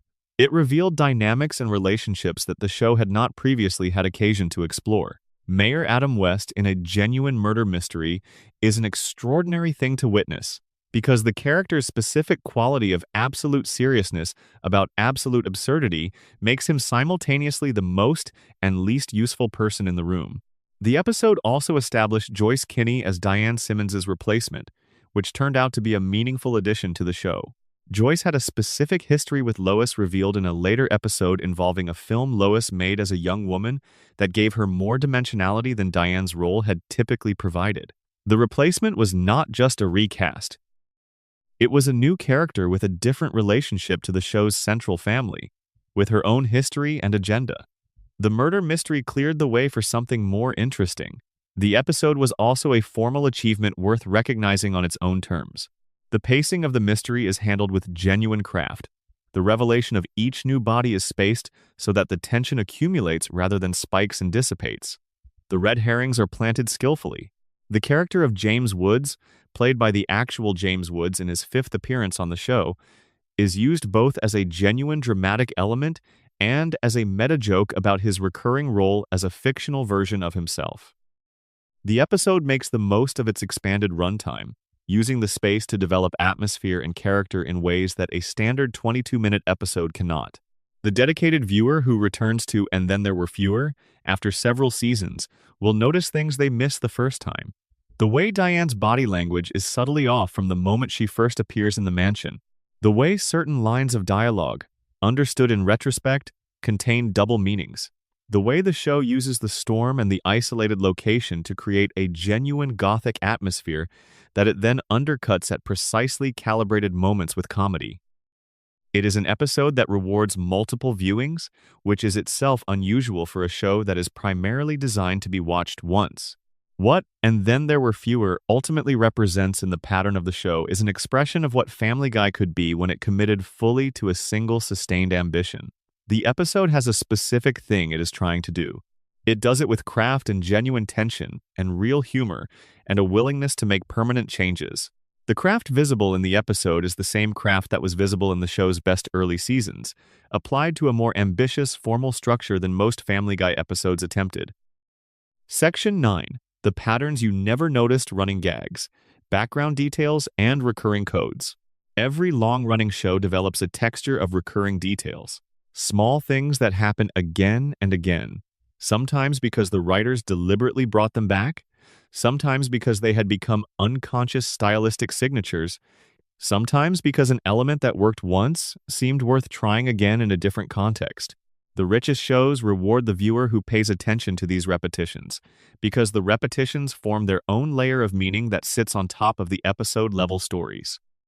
Family Guy has more of these patterns than almost any other animated show in history, partly because it has run for so long, and partly because the show's specific format, rapid-fire references, recurring running gags, background detail work, the dense compression of the early cutaway format gave these patterns more surface area to develop in. Some of them are famous: the knee injury, the giant chicken. These are patterns that every fan knows by name.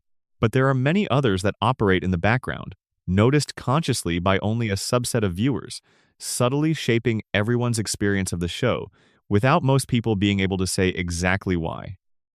One of the most consistent background patterns in the show is the way the Griffin House functions as a character in itself. The layout of 31 Spooner Street is remarkably stable across 400 episodes, which is unusual for an animated comedy. The couch and television are positioned in a specific way in the living room. The kitchen is to the left when you walk in from the front door. The stairs go up to the right. Peter and Lois's bedroom is at the back of the upstairs hallway. The children's rooms are arranged in a specific order. Stewie's room contains an extraordinary quantity of advanced scientific equipment that his parents have apparently never fully investigated. This physical consistency does something important for the show. It makes the house feel real in the way that a real house is real, a specific place with specific dimensions and specific sightlines, where you know what you will see from any given position. When something happens in the living room, you know roughly where everyone is standing relative to everyone else. When Peter comes in the front door, you know what he is walking into. The consistency of the physical space creates a kind of spatial familiarity that functions as comfort for the viewer, a sense that you know this place well enough to feel at home in it. The exceptions to this consistency are particularly interesting. There are episodes where the house's layout subtly shifts to accommodate a specific scene, where a room appears that was not there in the last episode, where the backyard is configured differently. These exceptions are usually unintentional, the product of different animation teams working on different episodes without perfect coordination. But some fans have speculated that the inconsistencies in the house layout correspond to inconsistencies in the characters' memories of their own home, that the house exists in a slightly fluid state, always present and recognizable but never quite fixed. The Pewterschmidt family's mansion appears periodically across the show's run as a kind of counterworld to the Griffin household. Where the Griffin house is modestly scaled and slightly worn, Cherrywood Manor is enormous and immaculate and full of valuable objects and servants, and the specific atmosphere of inherited wealth that has had several generations to learn how to display itself. The show uses the contrast between these two spaces to explore class dynamics in ways that go beyond simple rich versus poor comedy. Carter Pewterschmidt's contempt for Peter is embedded in the very architecture, the way Peter looks physically small and out of place in his father-in-law's world, the way his working-class habits jar against the decorum expected in that environment. There is a recurring visual pattern in the show that several attentive viewers have noted but that rarely gets discussed: the Providence skyline visible from the Griffin backyard. In daylight shots looking north from the backyard, you can see those 3 actual Providence buildings in the distance. The show is consistent about putting them there in outdoor scenes that face roughly the right direction. This is not just a visual establishing detail, it is a geographical claim. It is the show reminding you that this fictional world has a real relationship to a real place, that the Griffins live in a specific corner of the real world's northeast coast, and that the city those three buildings represent is part of their reality, even when they never visit it. The show's approach to the passage of time is another hidden pattern worth examining. Family Guy operates on what could be called comedic stasis. The characters do not age in any consistent way. The same Thanksgiving and Christmas episodes can be set in the same seeming year across the show's run. Children stay approximately the same age for 2 decades. This is standard for long-running animated comedies and not particularly unusual. What is unusual is the way the show occasionally acknowledges that time is supposed to have passed without actually aging its characters. References accumulate across seasons to events that would have occurred years before the current episode. Childhood memories, early relationship moments between Peter and Lois, formative experiences for each of the characters that are given specific dates or cultural context that imply they happened at specific points in history. These references sometimes create minor logical impossibilities. If Peter was a teenager in the mid-1970s, he should be in his late 60s by the time the show reaches its later seasons. But the show depicts him as the same physical age throughout. The characters inhabit a kind of eternal present that overlaps with specific historical periods whenever it is convenient to do so. The show has acknowledged this inconsistency explicitly, most memorably in a segment where the Griffins are depicted in different eras across American history, each time with their contemporary physical appearances but in period-appropriate settings. The joke of this type of episode is that Peter's limited intelligence and poor decision-making manifest consistently across every historical period. That there is something about Peter Griffin that is not historically contingent, but is a fixed feature of human existence across centuries. The pattern of cultural stasis that characterizes most of the show is pushed to its logical extreme, revealing it as a deliberate choice rather than an oversight. The background characters of the show are another layer of hidden pattern. Most animated comedies use background characters as pure extras, visual noise, to populate a scene without distinguishing any specific individuals. Family Guy has been more deliberate about its recurring background characters, giving several of them consistent visual identities that appear across hundreds of episodes, even when they are never named or addressed in the dialogue. The Drunken Clam has a set of regular background drinkers who appear in almost every bar scene.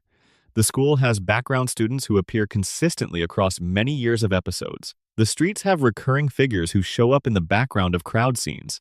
Some of these characters have been elevated by fan attention into minor celebrities in the show's mythology. The greased-up deaf guy is one of the most famous, a recurring figure who shows up in various episodes running at full speed, covered in some kind of lubricant, apparently running from or toward something that is never quite explained. He is never spoken to by the main characters. He never speaks, he just runs.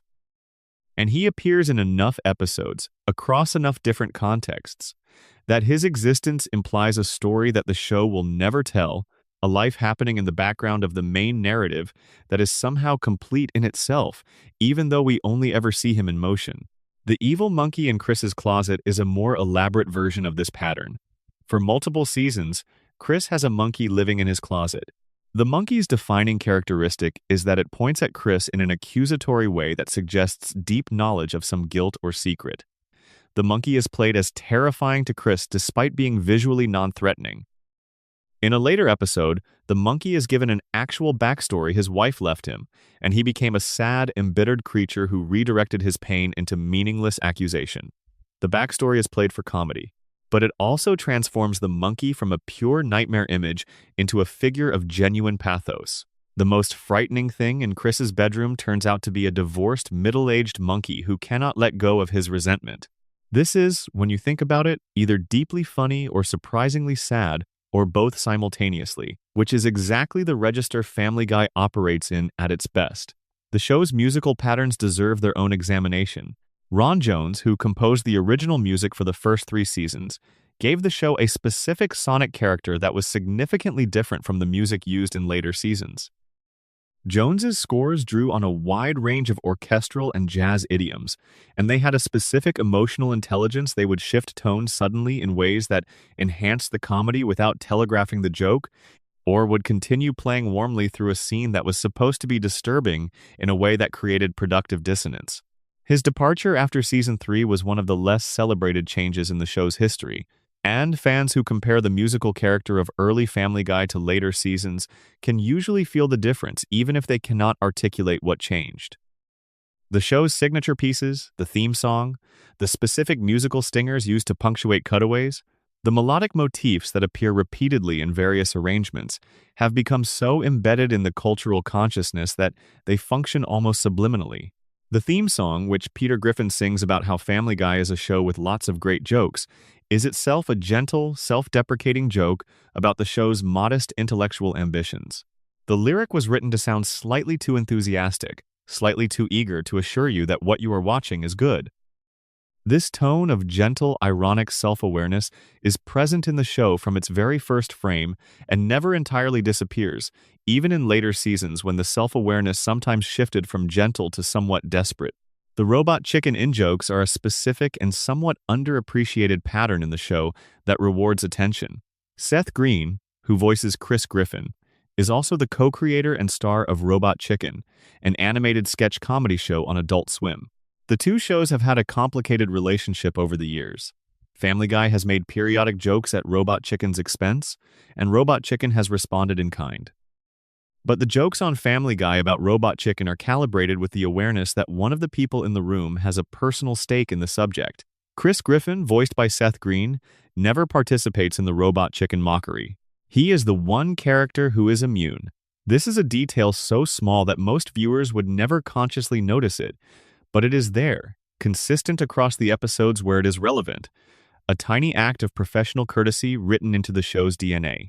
The show's approach to guest stars is also a consistent pattern worth noting. Family Guy has had hundreds of guest stars across its run, and they have been used in very different ways at different points in the show's history. In the early seasons, guest stars tended to play exaggerated versions of themselves, celebrities who were willing to let the show make jokes about their public image, to appear either self-aware and in on the joke, or comically unaware of how they were being depicted. James Woods, who appeared in multiple episodes, is the canonical example. He played himself as a vain and easily manipulated movie star, got repeatedly humiliated in various ways, was killed and then resurrected, and appeared to find the whole arrangement genuinely funny. There is also the specific way the show uses newspaper headlines. When characters in the show are shown newspapers or newscasts with specific text visible, the text has often been written as a secondary layer of joke that only exists for the viewer who pauses the screen or notices it on a very careful watching. Headlines visible in the background of scenes in the show have contained jokes, references, and sometimes surprisingly pointed commentary that would have gone completely unnoticed by most of the audience watching at broadcast speed. The most famous example involves a shot in which a newspaper is visible, and one headline announces the Griffin's achievement, but a secondary headline below it reads, "DVDs paused for headline, joke millions disappointed." The show is making a meta-joke about the practice of hiding jokes in background text for DVD viewers, while simultaneously acknowledging that the practice is both celebrated and slightly disappointing when the hidden text is not actually revelatory. The hidden text throughout the show's run is a form of writing for a different audience, for the person who slows down, who pays attention to the edges, who notices what is happening behind the main action. This type of hidden layer is present in every medium where it is technically possible, but Family Guy deployed it with unusual consistency and wit in its better seasons. It is a gift to the attentive viewer, an acknowledgement that the show knows not everyone is watching at the same level of engagement, and that different levels of engagement deserve different rewards. The specific running gag of characters referencing The Simpsons as a comparison point for Family Guy is another consistent pattern worth noting. The two shows have been in dialogue with each other since Family Guy's premiere, and the nature of that dialogue has evolved over time. In the early seasons, Family Guy's references to The Simpsons tended to be made with genuine respect, mixed with a slight anxiety about comparison, the acknowledgement of a senior show by a newer one still finding its footing. In later seasons, after Family Guy had established its own identity and cultural footprint, the references became more confident and occasionally more competitive. The crossover episode between the two shows, which aired in season 13 of Family Guy, made this dynamic explicit in a way that delighted fans of both programs. The episode acknowledged all the similarities, all the arguments about which show was better, and then did something that required confidence in its own identity. It staged a literal fistfight between Homer Simpson and Peter Griffin, letting the fight run to its natural conclusion while making the subtext about the show's rivalry completely text. The episode's visual joke, Homer throwing Emmy Awards at Peter, who cannot retaliate because he has none, is one of the most efficiently devastating self-aware jokes in the show's history.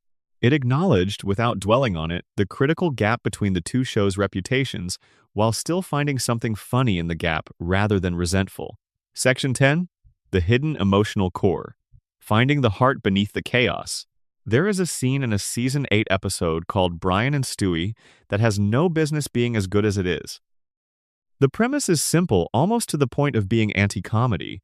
Brian and Stewie get accidentally locked in a bank vault over a weekend, and the episode is almost entirely composed of the two of them talking to each other. There are no cutaway gags. There is no main plot and B-plot. There is no supporting cast. There is just a man and a baby, or the closest equivalent this show can offer, sitting in a bank vault with a bottle of scotch and too much time and nowhere to hide from each other or from themselves. Brian reveals, in the course of this episode, that he keeps a gun in a safety deposit box in the vault they are locked in. He reveals why. He has thought about ending his own life. He is not suicidal in an active sense as they are talking, but the gun is there because at some point the thought was present enough that he wanted the option available. The reason the gun is there is the same reason anybody puts something somewhere difficult to reach, so that in a bad moment, when you might do something irreversible, the act requires enough effort and premeditation to give you time to reconsider. This is a moment of genuine, unguarded emotional honesty in a show that more typically approaches feeling through comedy or deflection. The scene is not played for laughs. It is not set up as a punchline. Brian simply tells Stewie this thing about himself, and Stewie simply responds to it, and the conversation they have in the aftermath is about what matters in life, and why friendships are worth maintaining, and what it is like to be lonely in the specific ways that both of them are lonely. The dog who is more human than any human, and the baby who is more adult than any adult, both of them belonging nowhere quite entirely. Both of them finding their only true home in the company of each other. The episode is frequently cited as one of the best Family Guy has ever produced. Its qualities are different from the qualities that make a great cutaway, or a great absurdist set piece, or a great parody episode. They are the qualities that make great dramatic television: specific, honest characterization, dialogue that reveals rather than conceals, emotional stakes that feel genuinely weighty. And the fact that this kind of episode is possible within Family Guy's format, that the show can do this thing alongside all its other things, is the clearest evidence of what the show's hidden emotional core actually is. The hidden emotional core of Family Guy, the thing that persists even through the show's most chaotic and least carefully crafted seasons, is the question of belonging. Every major character in the show is, at some fundamental level, a person who does not quite fit in the world they inhabit. Peter is too impulsive and too inarticulate for the social world he keeps trying to participate in. Lois is too smart and too capable to be fully satisfied by the life she has chosen. Meg wants to be seen and accepted in ways the world refuses to provide. Chris has genuine creative gifts that the show mostly treats as incidental to his identity as a dumb, awkward kid. Stewie is a genius trapped in an infant's body in a world that can barely hear him. Brian is a dog who reads and drinks martinis, and tries to write literary fiction, and cannot make any of these things cohere into an identity that anyone takes seriously. None of them quite belongs where they are. All of them are reaching for something the world keeps withholding. And the show, at its best, treats this condition not as a source of contempt or cruelty, but as the fundamental condition of being a conscious person in the world. The longing to belong, the sense of being slightly off frequency with the world around you, the effort to be understood by the people closest to you, these are universal experiences, and Family Guy has been documenting them in its chaotic, inconsistent, sometimes brilliant way for over 25 years. The clearest example of this emotional core in operation is the relationship between Peter and Lois, which is the true center of the show even though Brian and Stewie receive more critical attention and fan affection. Peter and Lois work because their love for each other is both completely inexplicable and absolutely convincing. There is no reason these two people should be together. She is from one of the wealthiest families in Rhode Island, educated, talented, capable of a professional life she abandoned. He is a brewery worker with the intellectual firepower of a moderately intelligent houseplant and the impulse control of a toddler given access to fireworks. They should not have found each other, should not have stayed together, should not make any sense as a partnership. But they do make sense, and the show in its best seasons never lets you forget why. Peter loves Lois with a completeness that his stupidity cannot diminish. When he messes up, which is always, and when he comes back to apologize, which in the early seasons he reliably did, the apologies are never articulate or sophisticated or particularly insightful. But they are genuine. The man who cannot follow an argument for 2 consecutive minutes, who cannot remember the names of his children's teachers, who has caused enough property damage in his neighborhood to qualify as a minor natural disaster that man still somehow knows, in a way he cannot express but does not need to express because Lois can see it, that she is the most important thing in the world he has accidentally stumbled through. And Lois chose this. That is the part the show takes seriously. She had options. Her family had wealth and connections. She had the kind of background that opens doors for someone who wants doors opened. She chose Peter, the easygoing, sweet-natured, working-class young man who made her laugh and who wanted her specifically when she did not want to be her family's version of herself. The story of 2 people who chose each other against every reasonable expectation and who stayed chosen in the face of consistent evidence that the choice was insane. This is a love story, whatever the show does around it. Chris's hidden depths are another aspect of the emotional core that most viewers miss because the show deliberately buries them. Chris is the child most frequently treated as purely comedic material, the big, awkward, not very bright teenager. But the show has consistently returned to the detail that Chris is a genuinely talented artist. His drawings appear in episodes. His creative work is taken seriously within the world of the show when the writers choose to address it. He is a kid who would be exceptional if the exceptional part of him were nurtured. Instead, he exists in a family that does not pay enough attention to notice, in a school that does not value what he offers, in a social world that reduces him to his surface awkwardness. This is a genuine portrait of a specific kind of young person, the one who has real ability that goes unseen, because the ability does not present itself in ways that are legible to the world around them. Chris is not a student who will be recognized by conventional metrics. He is a kid who draws well and feels deeply and processes the world through visual imagination rather than language. And in a family as loud and chaotic as the Griffins, that quiet, creative interior is perpetually drowned out. The show's treatment of Chris as comic relief is both funny and slightly tragic, and the show knows this and occasionally acknowledges it in episodes where his artistic talent surfaces briefly before the episode returns to other concerns. Meg's hidden emotional core is perhaps the most fully developed of any character in the show's history, even though, or perhaps because the show spent so long treating her as the family's designated target, the accumulated weight of Meg's suffering, when the show occasionally paused to look at it directly, generated some of Family Guy's most genuinely moving television. The episode where she finally confronts her family. The episode where she learns the cycle of abuse that explains her father's behavior. The episodes in the show's later seasons where she begins to develop resilience and competence.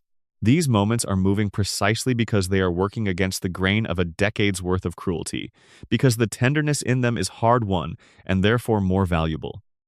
The hidden pattern in Meg's story is that she is the character who most clearly shows the show's relationship to its own conscience. The writers knew, on some level, that what they were doing to her was wrong. The episodes where they showed her humanity, where they gave her agency and competence and moments of genuine connection, were the show's way of acknowledging what it owed her. The tragedy is that the acknowledgement was never sustained. The moral debt was incurred continuously, and the payments on it were always partial. But the payments existed, and they exist as evidence that somewhere inside the machinery of Family Guy, the understanding was present that Meg Griffin deserved better, and that telling her story honestly would be worth doing. The emotional core also lives in the show's relationship to American working-class experience in the way that the best versions of Peter worked. Early Peter is a portrait of a specific kind of American man, physically powerful, professionally modest, deeply invested in a small world of specific pleasures and friendships, living in the gap between the life American culture promised men of his generation and the life he actually has. He is not an especially successful person by any measurable standard. He is a good friend to the other men he drinks with. He loves his family. He finds genuine joy in things in beer, in television, in the specific camaraderie of the drunken clam.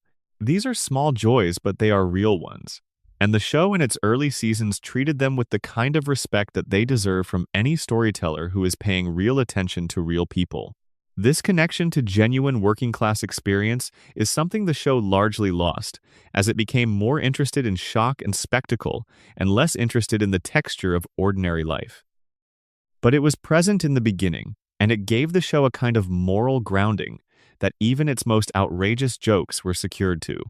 The family was real, in the ways that matter for comedy to resonate. The chaos was happening to people you could believe in, and underneath all the chaos, the love that held the family together, however imperfectly, however incompletely, was the thing that made you want to come back to them again and again. The Season 8 episode Brian and Stewie ends with an argument. Brian and Stewie, having shared more genuine honesty with each other than they probably intended, return to their habitual positions of fond antagonism. The intimacy of the night does not transform them. They do not emerge from the vault as different people. But something has been said that cannot be unsaid. Something has been acknowledged that was previously only implied. And the argument they have at the end, which is about something trivial and stupid, is the show's way of saying that this is how real friendship works.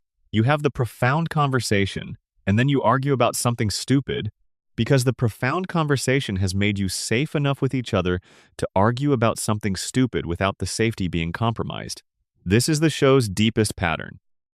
Underneath every cutaway, every outrageous set piece, every recycled joke and lazy shock value moment, and cynically extended gag, there is this. People who are fundamentally alone in the ways that matter most, finding each other, building something imperfect and real, and choosing to come back to it even when it fails them.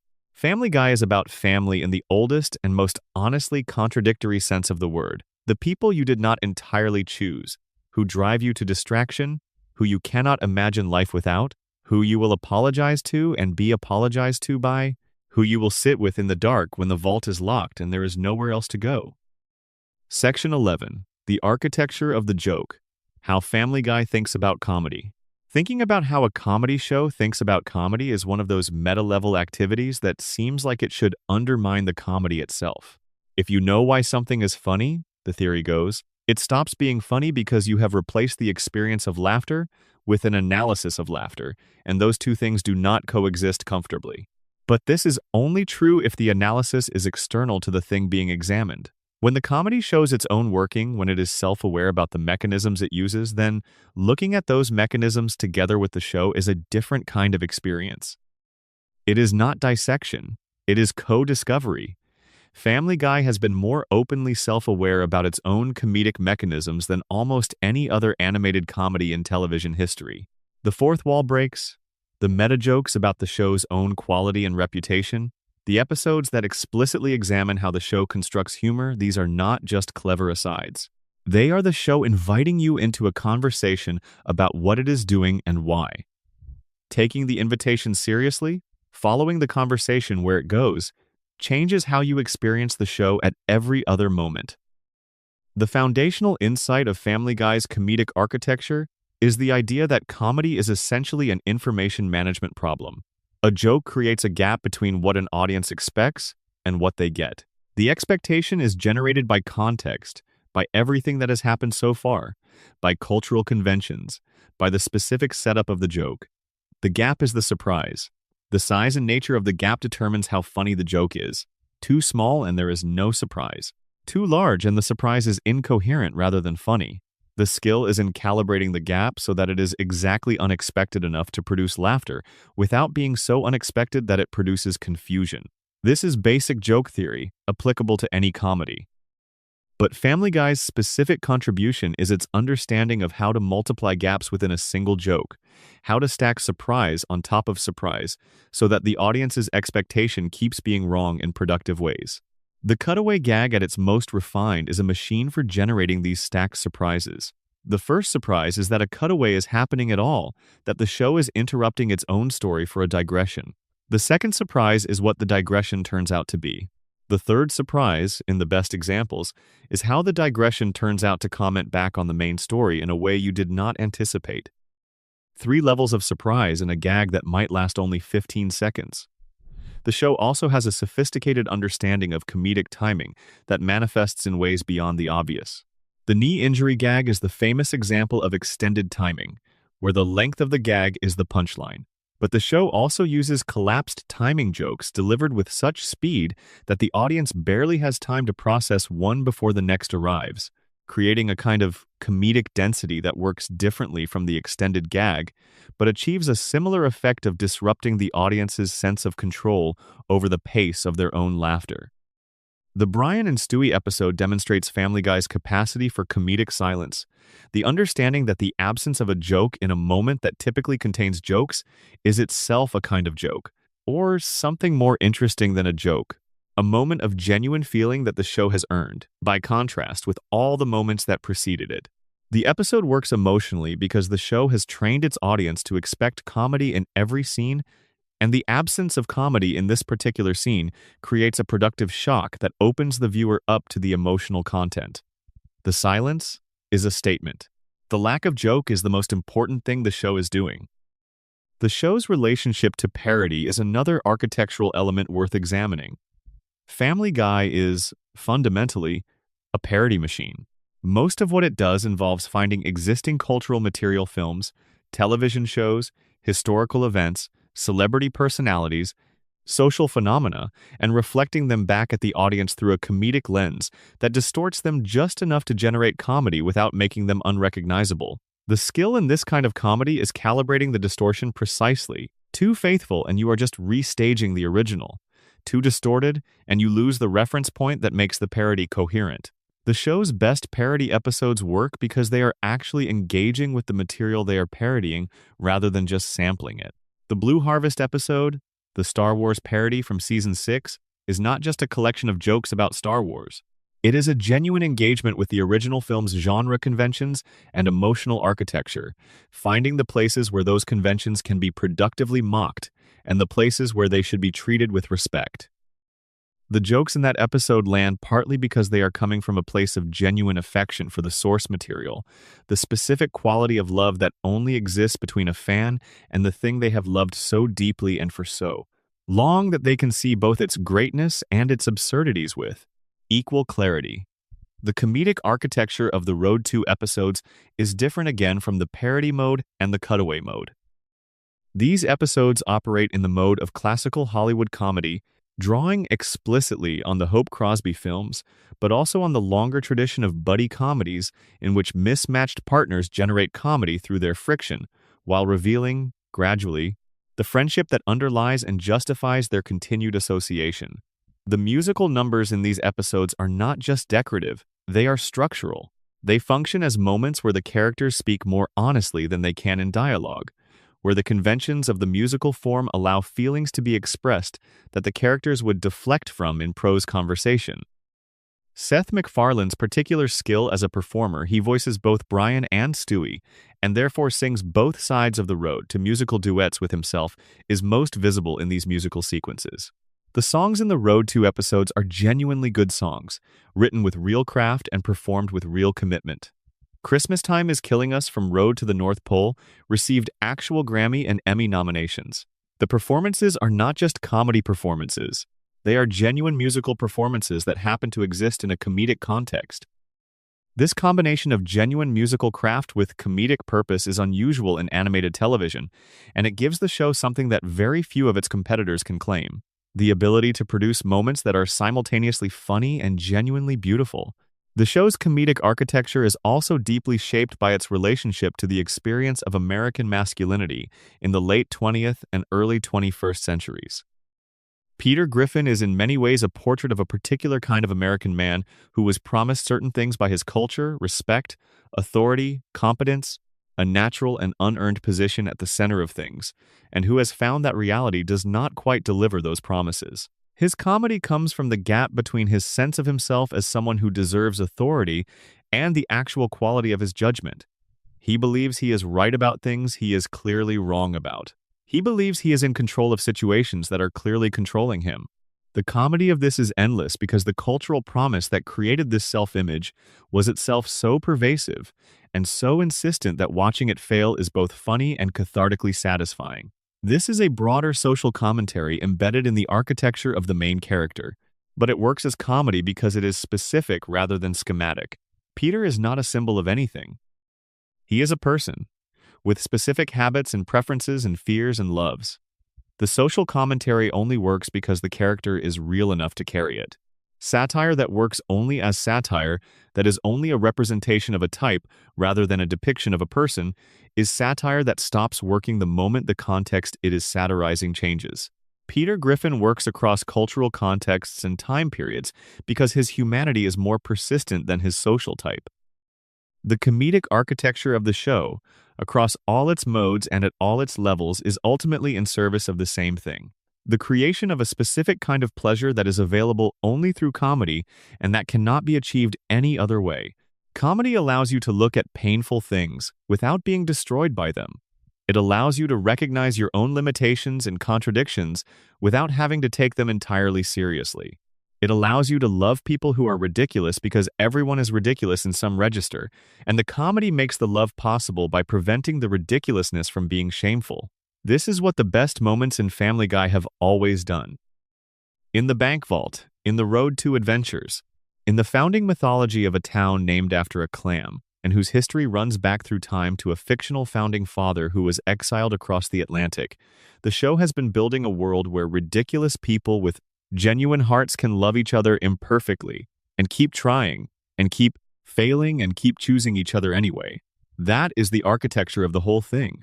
The cutaways, the chicken, the time machine, all of it is built on that foundation. When you know the foundation is there, the whole structure looks different. Section 12. The Long View. What 25 years of hidden patterns finally add up to? When Family Guy premiered on the 31st of January 1999, it was a 24-year-old creator's ambitious vision, rendered in animation and broadcast into the homes of 22 million Americans, who mostly did not know what to expect. Some of those 22 million people watched it once and forgot about it. Some became immediate fans who held on through the cancellations and the gaps and the changes and the long, uncertain middle period and are still watching today. Some came to it later, through reruns on Adult Swim or through the DVD releases that proved the audience was real even when the ratings did not show it. What all of these viewers encountered in different ways and at different times was the same thing: a show with a surface and a depth that were very different from each other. The surface was the chaos, the cutaways, the outrageous jokes, the shock value, the constant motion. The depth was the architecture underneath the fictional world built with genuine geographic specificity, the characters drawn with actual psychological interiority, the recurring patterns that formed over decades into something more like meaning than accident, the emotional honesty that surfaced periodically through the comedy, like a deep current beneath fast water. The 25-year project of watching Family Guy is a project of gradually discovering that depth. Most people who watch the show for long enough begin to feel it even if they never consciously examine it. They know that something is different about the Road to episodes. They know that the giant chicken fights mean more than they look like they mean. They know that something is happening in the Brian and Stewie scenes that does not happen in most other scenes. They feel the texture of the fictional town as something more substantial than a backdrop. They have been learning the show's hidden language for years without ever sitting down to study it. What this exploration has been trying to do is make that implicit knowledge explicit, to say, here is the thing you have been feeling. Here is what the pattern actually is. Here is why the show has been doing this for so long and what the doing of it says about the people who made it and the people who watched it and the specific moment in American cultural life in which it appeared and kept appearing. The show began as an argument that animated comedy could be something more than what it had been. Not more sophisticated necessarily, not more literary or more high-minded, but more dense with meaning, more willing to stack jokes on top of emotional honesty, on top of cultural commentary, on top of genuine craft, more comfortable with the productive coexistence of things that conventional taste tries to keep separate. It argued that you could have a character who is both a criminal mastermind and a one-year-old in a diaper, and that the coexistence of these two things was not confusion but comedy, that the gap between them was where the funny lived.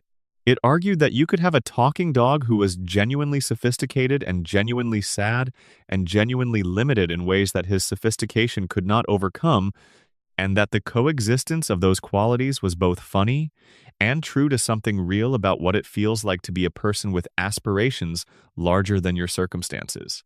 These arguments were made in the specific language of late 20th century American popular culture movie references, television in-jokes, the specific rhythms of network television comedy, the aesthetic shorthand of a generation raised on specific films and specific songs, and specific moments of shared cultural experience. This means the show is more temporally specific than it sometimes appears. Some of the references are dated now.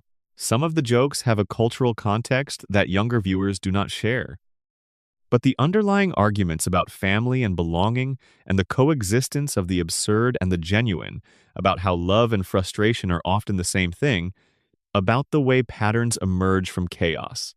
If you watch long enough, these are not temporally specific. They are perennial. The hidden patterns in Family Guy are, in the end, a testament to the power of accumulated attention.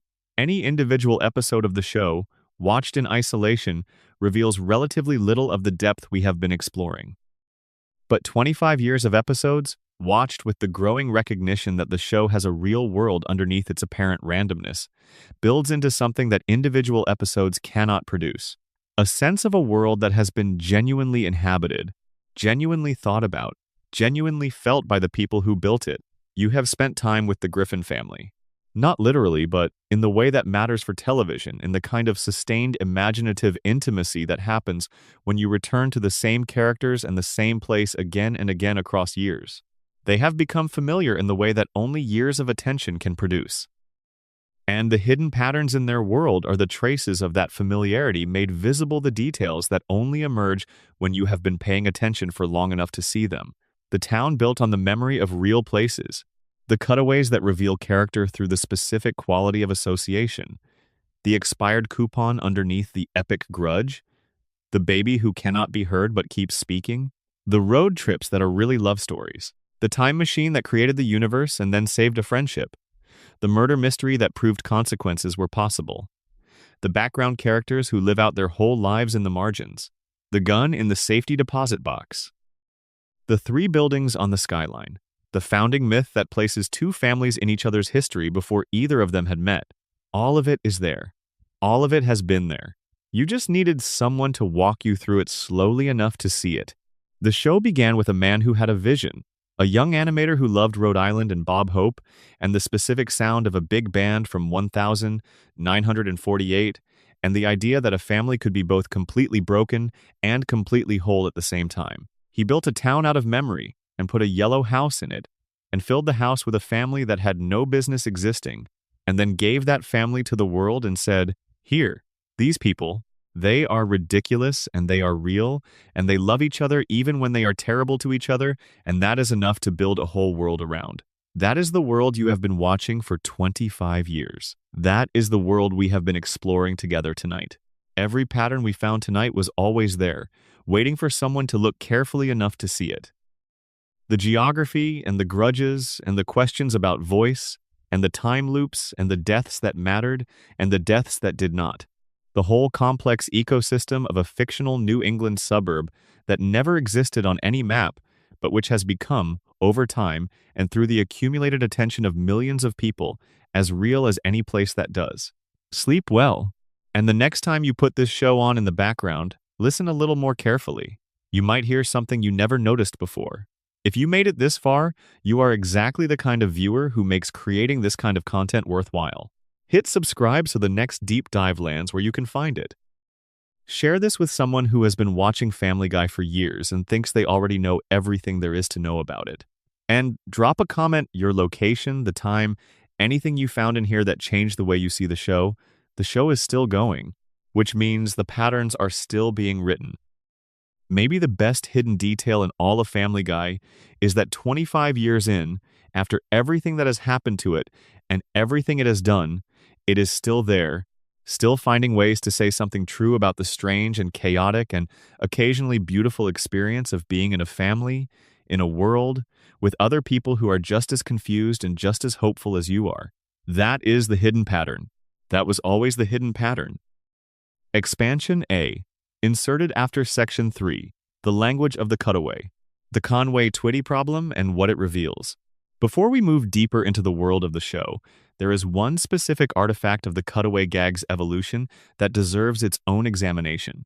It is probably the most divisive creative decision Family Guy ever made, more divisive in some ways than any individual controversial joke, and it did not involve a joke at all.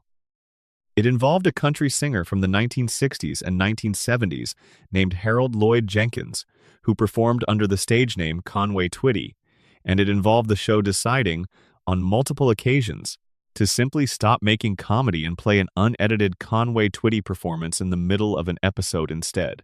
The first time this happened, it appeared to be a gag about the audacity of the substitution itself. Conway-Twitty was not a figure with particular comedic associations. He was a legitimate country music star. His 1,958 recording, It's Only Make-Believe, reached #1 in both the United States and the United Kingdom, and he went on to have one of the most successful careers in country music history. He was not a joke. He was a genuine artist. And the show's decision to play his performances unedited, without commentary or reframing, in the middle of an episode of Family Guy was so unexpected and so committed that it generated a response somewhere between bafflement and genuine laughter in many viewers. The second time it happened, the calculus changed, because the second time, the show was not doing something unexpected. It was doing something expected, the Conway-Twitty thing again, and the comedy of doing it again had to come from a different place. It could not come from surprise, because the surprise was gone. It could only come from the show's willingness to honor the bit, to commit to the recursive joke of doing the thing it had done before, to say implicitly that Conway-Twitty is now part of this show's DNA, and if you have a problem with that, you are welcome to change the channel. By the fourth and fifth occurrence, the Conway-Twitty segments had become something more complex than a joke and less complex than a statement. They had become a kind of gauntlet. The show was testing its audience's tolerance, asking how much confidence the viewer had in the show, how willing they were to sit through something that provided no immediate gratification on the promise that there was meaning in the commitment. Viewers who stuck with it developed a relationship with Conway-Twitty segments that viewers who left did not have. The segments became a kind of club membership. The password was patience. This is the cutaway gag operating at its philosophical extreme. The place where the theory of the cutaway, as a deliberate disruption of narrative, becomes a literal, unironic disruption of entertainment itself. The show was not hiding the ball. It was showing you the ball and asking you to find it funny that there was no ball anymore. Whether this worked for any individual viewer depended entirely on their relationship with the show's underlying argument about its own right to exist on its own terms. The Conway-Twitty segments are also a window into how the show thought about the relationship between its creators and its audience. Most television operates on a contract of performance. The show performs. The audience watches. The show earns attention through entertainment. The Conway-Twitty segments broke this contract deliberately and repeatedly, and the question of whether the break was arrogant or brilliant is one the show never resolved because it did not want to resolve it. Keeping the question open was the point. Expansion B inserted after Section 4. The Chicken and the Coupon. The anatomy of the Griffin friendships. The core social world of Family Guy, beyond the family itself, is the friendship group that gathers at the Drunken Clam. Peter, Joe Swanson, Cleveland Brown, and Glenn Quagmire have been sitting at the same table in the same bar for the entire run of the show. Across 25 years, the nature of that friendship has changed considerably, and the way it changed tells you something real about what the show valued and what it lost. In the early seasons, the four men at the Clam function as a genuine ensemble. They have different personalities that generate productive friction. Joe is the responsible one, the authority figure, the cop who brings a professional competence to situations that Peter normally handles through chaos. Cleveland is the gentle one, the man with the most genuinely calm temperament in the group, whose lack of reactivity makes him a useful anchor when the others are spinning out. Quagmire is the id of the group, the one whose desires are most openly acknowledged and most flagrantly acted upon, a character who functions as a kind of exaggerated reflection of the parts of male sociality that polite company tends not to discuss.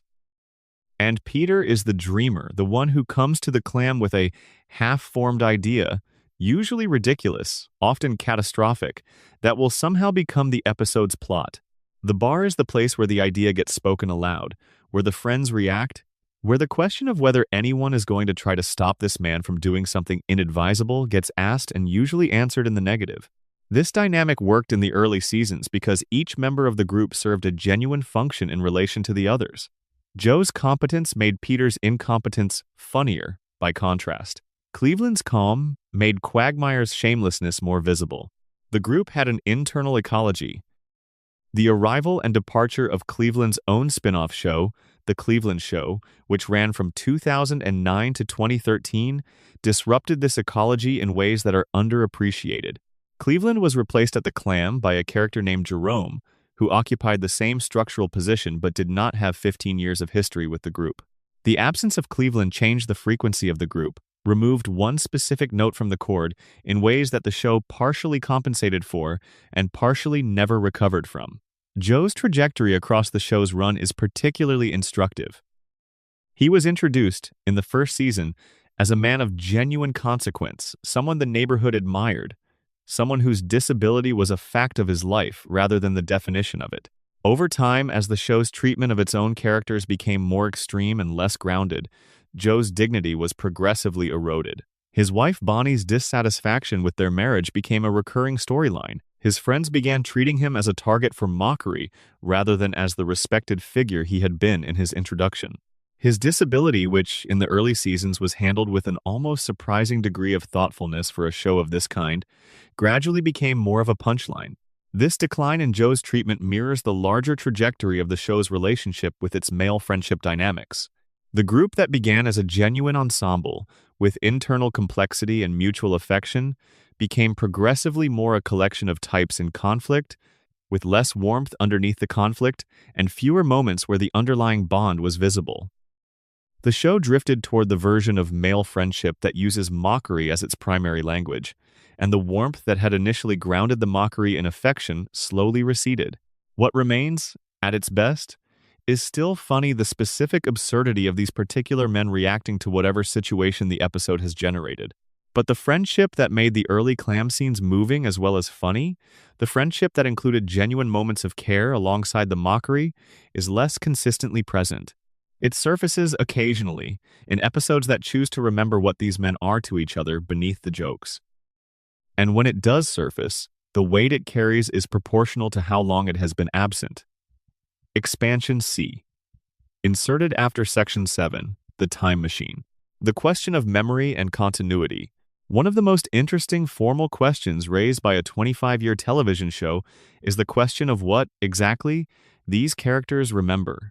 Do they carry the weight of everything that has happened to them?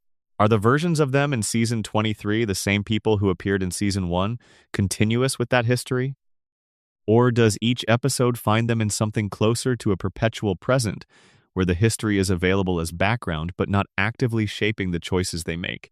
Family Guy's answer to this question has shifted over the decades in ways that reflect broader changes in the show's understanding of what it is.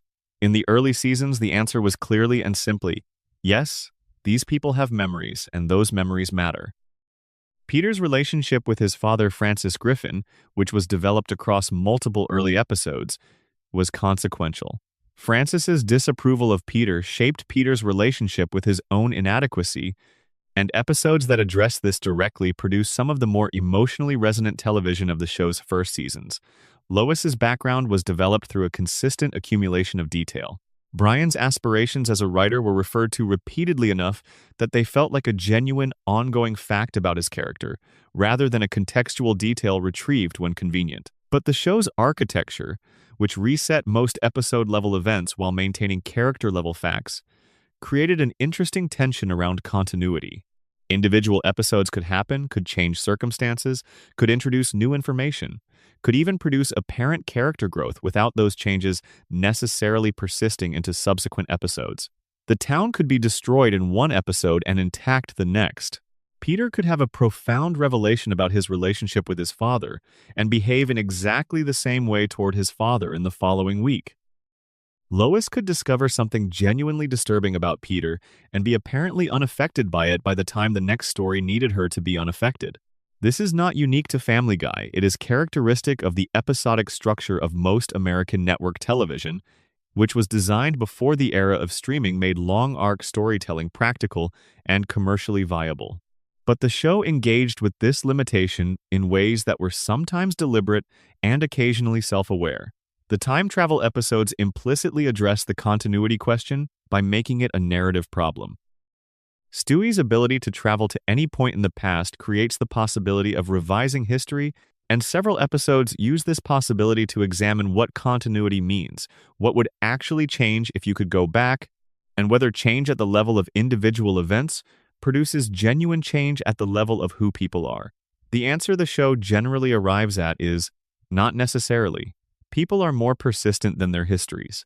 The Griffin family, given alternate histories in the Back to the Pilot episode, tends to reconverge on recognizable versions of itself, regardless of the specific path taken to get there.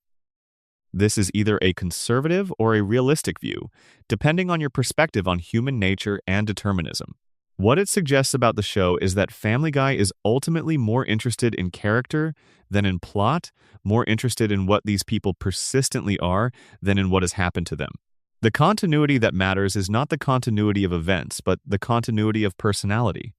The episodes change. The people stay essentially who they are. And the hidden pattern in 25 years of episodes is not the story of how these characters changed, but the story of how they persisted. Expansion D, inserted after Section 10, the hidden emotional core. What Brian was and what he became? No examination of Family Guy's emotional architecture is complete without a careful look at what happened to Brian Griffin across the show's 2.5 decades, because Brian's arc is in many ways the most legible record of the show's own changing self-understanding. In the early seasons, Brian was the show's emotional anchor. He was the character who saw things clearly when no one else could, who said true things when everyone else was saying comfortable things, who provided the moral weight that kept the show's chaos from becoming mere nihilism. He was also, crucially, a character with genuine vulnerabilities. The failed novel, the relationship with drinking, the unacknowledged feelings for Lois, the sense of being something between human and animal that the show used to create real pathos rather than just comedy. The intelligence with vulnerability combination is one of the most attractive character archetypes in fiction. We root for the smart person who is not winning, the capable person whose capabilities have not yet found their right application, the one who sees more clearly than everyone around them but cannot quite translate that clarity into a better life. Brian in the early seasons was this archetype, and he was a genuinely effective expression of it. What happened to Brian after the cancellation and resurrection is a case study in what prolonged production without consistent authorial oversight does to a character. The political views that had been one aspect of his personality gradually expanded to fill most of his available space. The self-awareness that had made his failures poignant became self-satisfaction that made his failures irritating. The genuine sadness of the aspiring writer who cannot finish his novel became a performance of artistic identity that the audience could see through even when the character could not. Brian became a person who believed in his own sophistication more than the evidence warranted, and the show increasingly framed his delusions, not with the kind of sympathetic recognition that makes a character's blind spots moving, but with a comedic contempt that positioned the audience as superior to Brian rather than aligned with him. The transition happened gradually enough that it is difficult to pinpoint. There are episodes deep into the show's run that still find Brian in something close to his original register, genuinely funny, genuinely intelligent, genuinely vulnerable. The Vault episode remains perhaps the best argument that the original Brian was never fully lost, only intermittently accessed. But the consistent version of Brian across the show's middle and later seasons is a diminished one, a character who had been used as a vehicle for authorial politics until the character became indistinguishable from the politics, and then had the politics criticized through Quagmire's famous speech in a way that acknowledged the problem without actually fixing it. What made the criticism without repair so frustrating was that it suggested the show understood what had gone wrong with Brian, but chose to continue in the same direction anyway. Quagmire's speech in Season 8 is correct in every particular. It is an accurate diagnosis of what Brian had become, and the show uses it as a punchline, the funny moment where a character says what the audience has been thinking rather than as a turning point. After the speech, Brian does not change. He becomes, in some episodes, more of what Quagmire criticized. This pattern, acknowledge the problem, then continue the problem, is one of the show's most consistent failure modes. It operates not just with Brian but across the treatment of multiple characters and storylines. The self-awareness is genuine, but it functions as a release valve rather than a catalyst. The show says, "We know," and then keeps doing the thing it knows is wrong, having discharged some of the critical energy through the acknowledgement. Brian's temporary death in Season 12 and subsequent resurrection crystallized these tensions in a specific way. The death produced genuine grief in Stewie, in the audience, in the show itself. The resurrection, which arrived before the grief had fully processed, produced genuine anger. The anger was partly about the resurrection itself, the apparent willingness to walk back what had seemed like a permanent consequence. But the deeper anger was about what the death and resurrection revealed about the show's relationship with Brian. He was important enough to generate genuine mourning when lost. He was not handled carefully enough, in the seasons preceding his death, to justify the mourning fully. The gap between the importance of the character and the quality of the stewardship was the real wound. What remained, and what the Vault episode proves most clearly, was the relationship between Brian and Stewie, which was always the most carefully tended relationship in the show, the one where the hidden emotional core was most consistently visible. Whatever happened to Brian as an individual character, his function in relation to Stewie, as the one person who heard the baby genius clearly and chose to stay with him anyway, was preserved with more care than anything else about him. The friendship is the thing that persisted. The friendship is what the show was always most interested in protecting. Expansion E, final addition to Section 12, the long view, the audience that kept coming back. The numbers that are usually cited to describe Family Guy's decline, the drop from 22 million viewers at premiere to the 700,000 who watch new episodes on Wednesday nights, now are real numbers that represent real people making real choices. But they are also a misleading measurement of the show's actual cultural footprint, because the show long ago ceased to be primarily a broadcast television product in the way that broadcast ratings measure. The show exists now primarily as a streaming entity, as an archive of more than 400 episodes available for immediate access at any moment to anyone with a Hulu subscription. It exists as the show that was on in the background of 100 million late-night viewing sessions that became the ambient sound of a generation of people falling asleep in their 20s and 30s. It exists as a shared cultural reference, a vocabulary of quotes and images that people use to communicate in shorthand.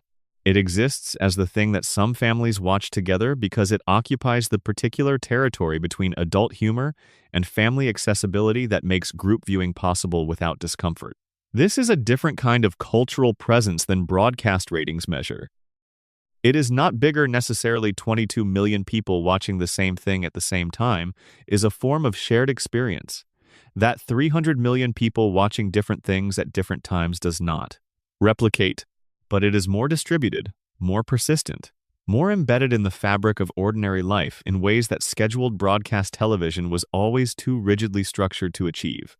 The audience that kept coming back to Family Guy is an audience that found something in the show that served specific functions in their lives, functions that are not always articulable but are recognizably consistent across many different viewers. The show was company in an empty apartment. It was the thing that made late-night studying manageable. It was the background that made drifting off to sleep feel safe. It was the shared experience that two people could have simultaneously in the same room without needing to negotiate about it, because neither fully demanded the other's attention. These are not glamorous functions for a television show to serve, but they are real and important ones, and the show served them with consistency across decades when almost nothing else maintained that consistency.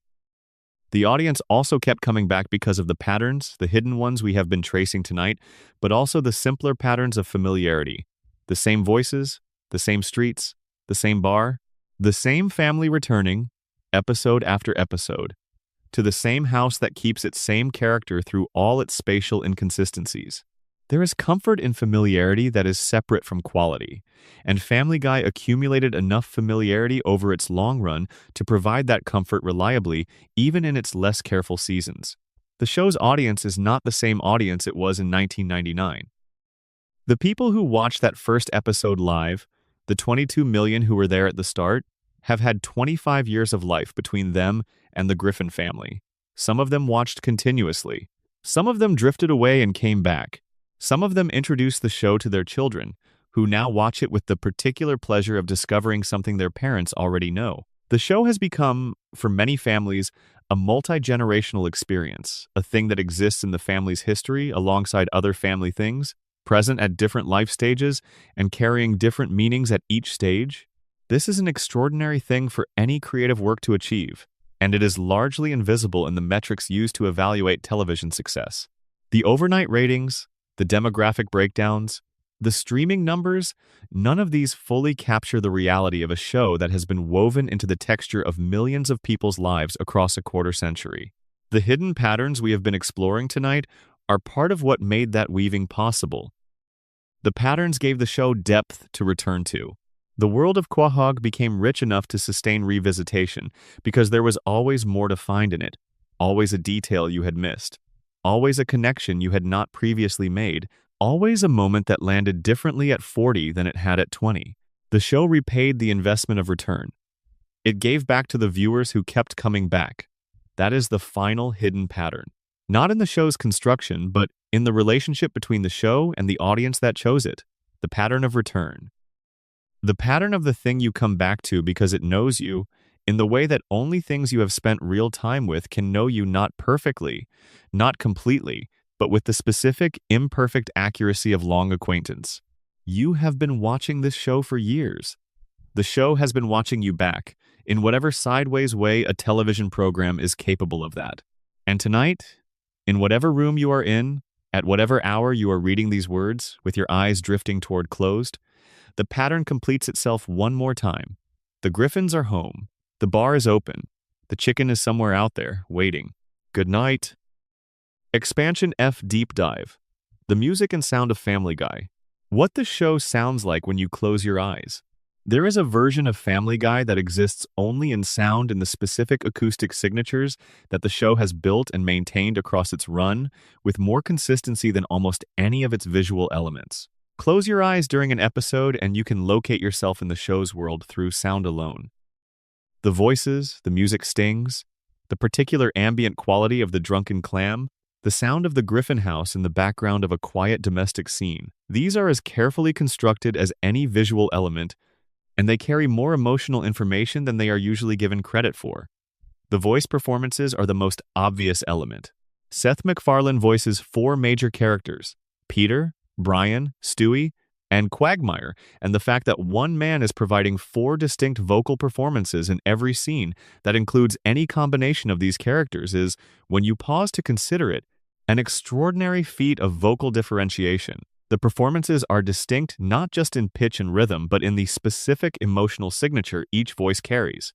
Peter's voice has a particular quality of confident assertion, even when the content of what he is saying is demonstrably wrong. The tone of a man who has never seriously doubted his own judgment. Brian's voice has an almost compensatory quality, a careful articulation that speaks of someone who wants to be taken seriously and has decided that the clearest signal of seriousness is precision of diction. Stewie's voice carries a complexity that the other vocal performances do not quite share. It contains, simultaneously, the theatrical formality of a Bond villain, the specific petulance of a 1-year-old who has not gotten what he wants, and an occasional raw note of genuine emotional need that surfaces at the show's most honest moments. Quagmire's voice is the most obviously comedic of the 4 pitched higher, more inherently funny in its rhythm, immediately recognizable as the sound of a man whose relationship with his own impulses is one of gleeful rather than anguished accommodation. But Quagmire's voice also carries something that the character's behavior might lead you to miss: a genuine warmth, a quality of fundamentally liking the people around him even when he is doing things they disapprove of. The warmth in Quagmire's voice is part of why the character has remained likable across 25 years of behavior that should, by any reasonable assessment, make him the show's most problematic recurring figure. Alex Borstein's Lois is a performance that has remained remarkably consistent across the entire run of the show, which is significant given how much Lois's behavior has varied across episodes and seasons. The voice is the stable core of the character even when the writing makes Lois less than what she is at her best. There is a quality in the performance, a genuine intelligence underneath the northeastern accent, a warmth that is clearly differentiated from performance that makes Lois believable as the smartest and most capable person in most rooms she enters, which is essential for the show's domestic dynamics to work. Mila Kunis's Meg is worth attention because of the specific challenge it represents. Meg is structurally the most difficult character to voice because she is defined by her ordinariness in a context where everyone else is extraordinary, and voicing ordinary effectively without making it boring is a skill that receives almost no recognition.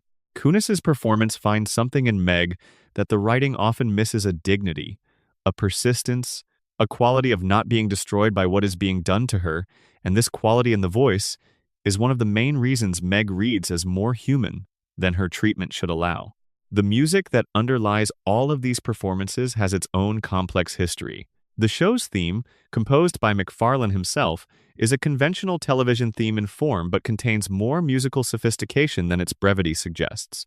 It is written in the Tin Pan Alley tradition that MacFarlane grew up with, has a real harmonic progression rather than the simple chord loops that dominate contemporary television theme composition, and its instrumental version, which plays under various kinds of domestic scenes, has a warmth and wit that set the emotional register for the show's version of family life. Ron Jones's original scores, which provided the musical underscore for the first 7 seasons, were remarkable pieces of work. Jones was trained in classical composition and film scoring, and he brought both traditions to bear on the particular demands of Family Guy's tonal range. He could write comedy underscore the quick musical punctuation that emphasizes a physical gag or signals a tonal shift with genuine craft, but he was also capable of writing genuine dramatic music for the show's more emotionally demanding moments. His score for the Brian funeral scene in Season 12, which was composed after his era but draws on his foundational vocabulary, demonstrates how much emotional weight the show's musical landscape can carry when it chooses to. The loss of Jones's original scores was felt most acutely in the mid-run episodes, when the library music replacement was most obviously inadequate to what the show was trying to do dramatically. Library music is, by definition, written without knowledge of the specific scene it will underscore. It is competent rather than precise, suitable rather than right. The emotional specificity that Jones's original scores provided the way a single musical phrase could align perfectly with the emotional logic of a specific moment in a specific scene was replaced by music that was merely appropriate, and the difference between appropriate and right is one of those things that is easier to feel than to explain. The sound design of the show is another element that rewards attention and receives almost none. The ambient sounds of the Griffin house, the particular quality of the kitchen, the living room, the backyard, have been maintained with impressive consistency across the show's run, creating a sonic environment that feels inhabited in the way that only real places feel inhabited. The Drunken Clam has its own sonic signature. The low murmur of background conversation, the specific quality of bar acoustics, the sound of glasses, and the television above the bar. These sounds are the audio equivalent of the Providence skyline in the background, details that most viewers never consciously notice, but that contribute to the feeling of a real world with real textures.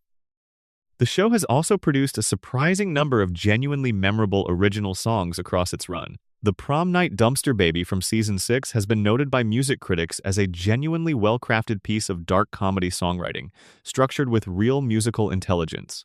The Road 2 episode's musical numbers are, as discussed elsewhere, real songs rather than comedy songs. And the episodes that have engaged directly with musical theater, the show has done genuine stage-style production numbers at various points in its history, have generally demonstrated a level of musical craft that viewers who think of Family Guy as pure shock comedy do not expect to find there. Music is how the show holds its emotional reality together across its most extreme tonal swings.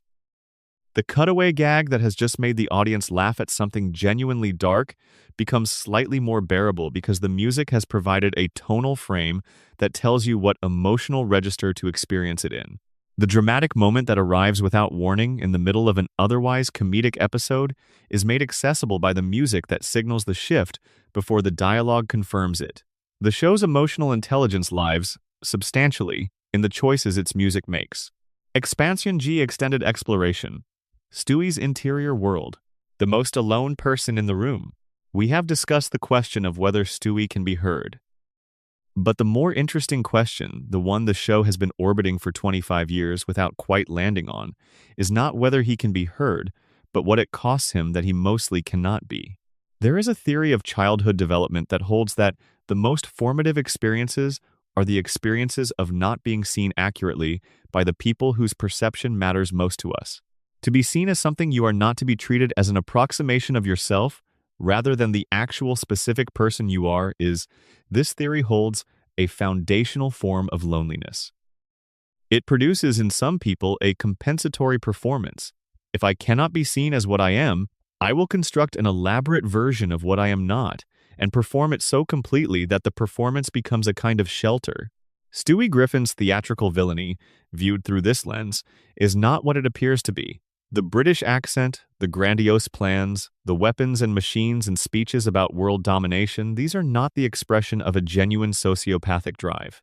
They are a shelter. They are what an extraordinarily intelligent mind, completely invisible to the world it inhabits, constructs to occupy itself in the absence of genuine engagement.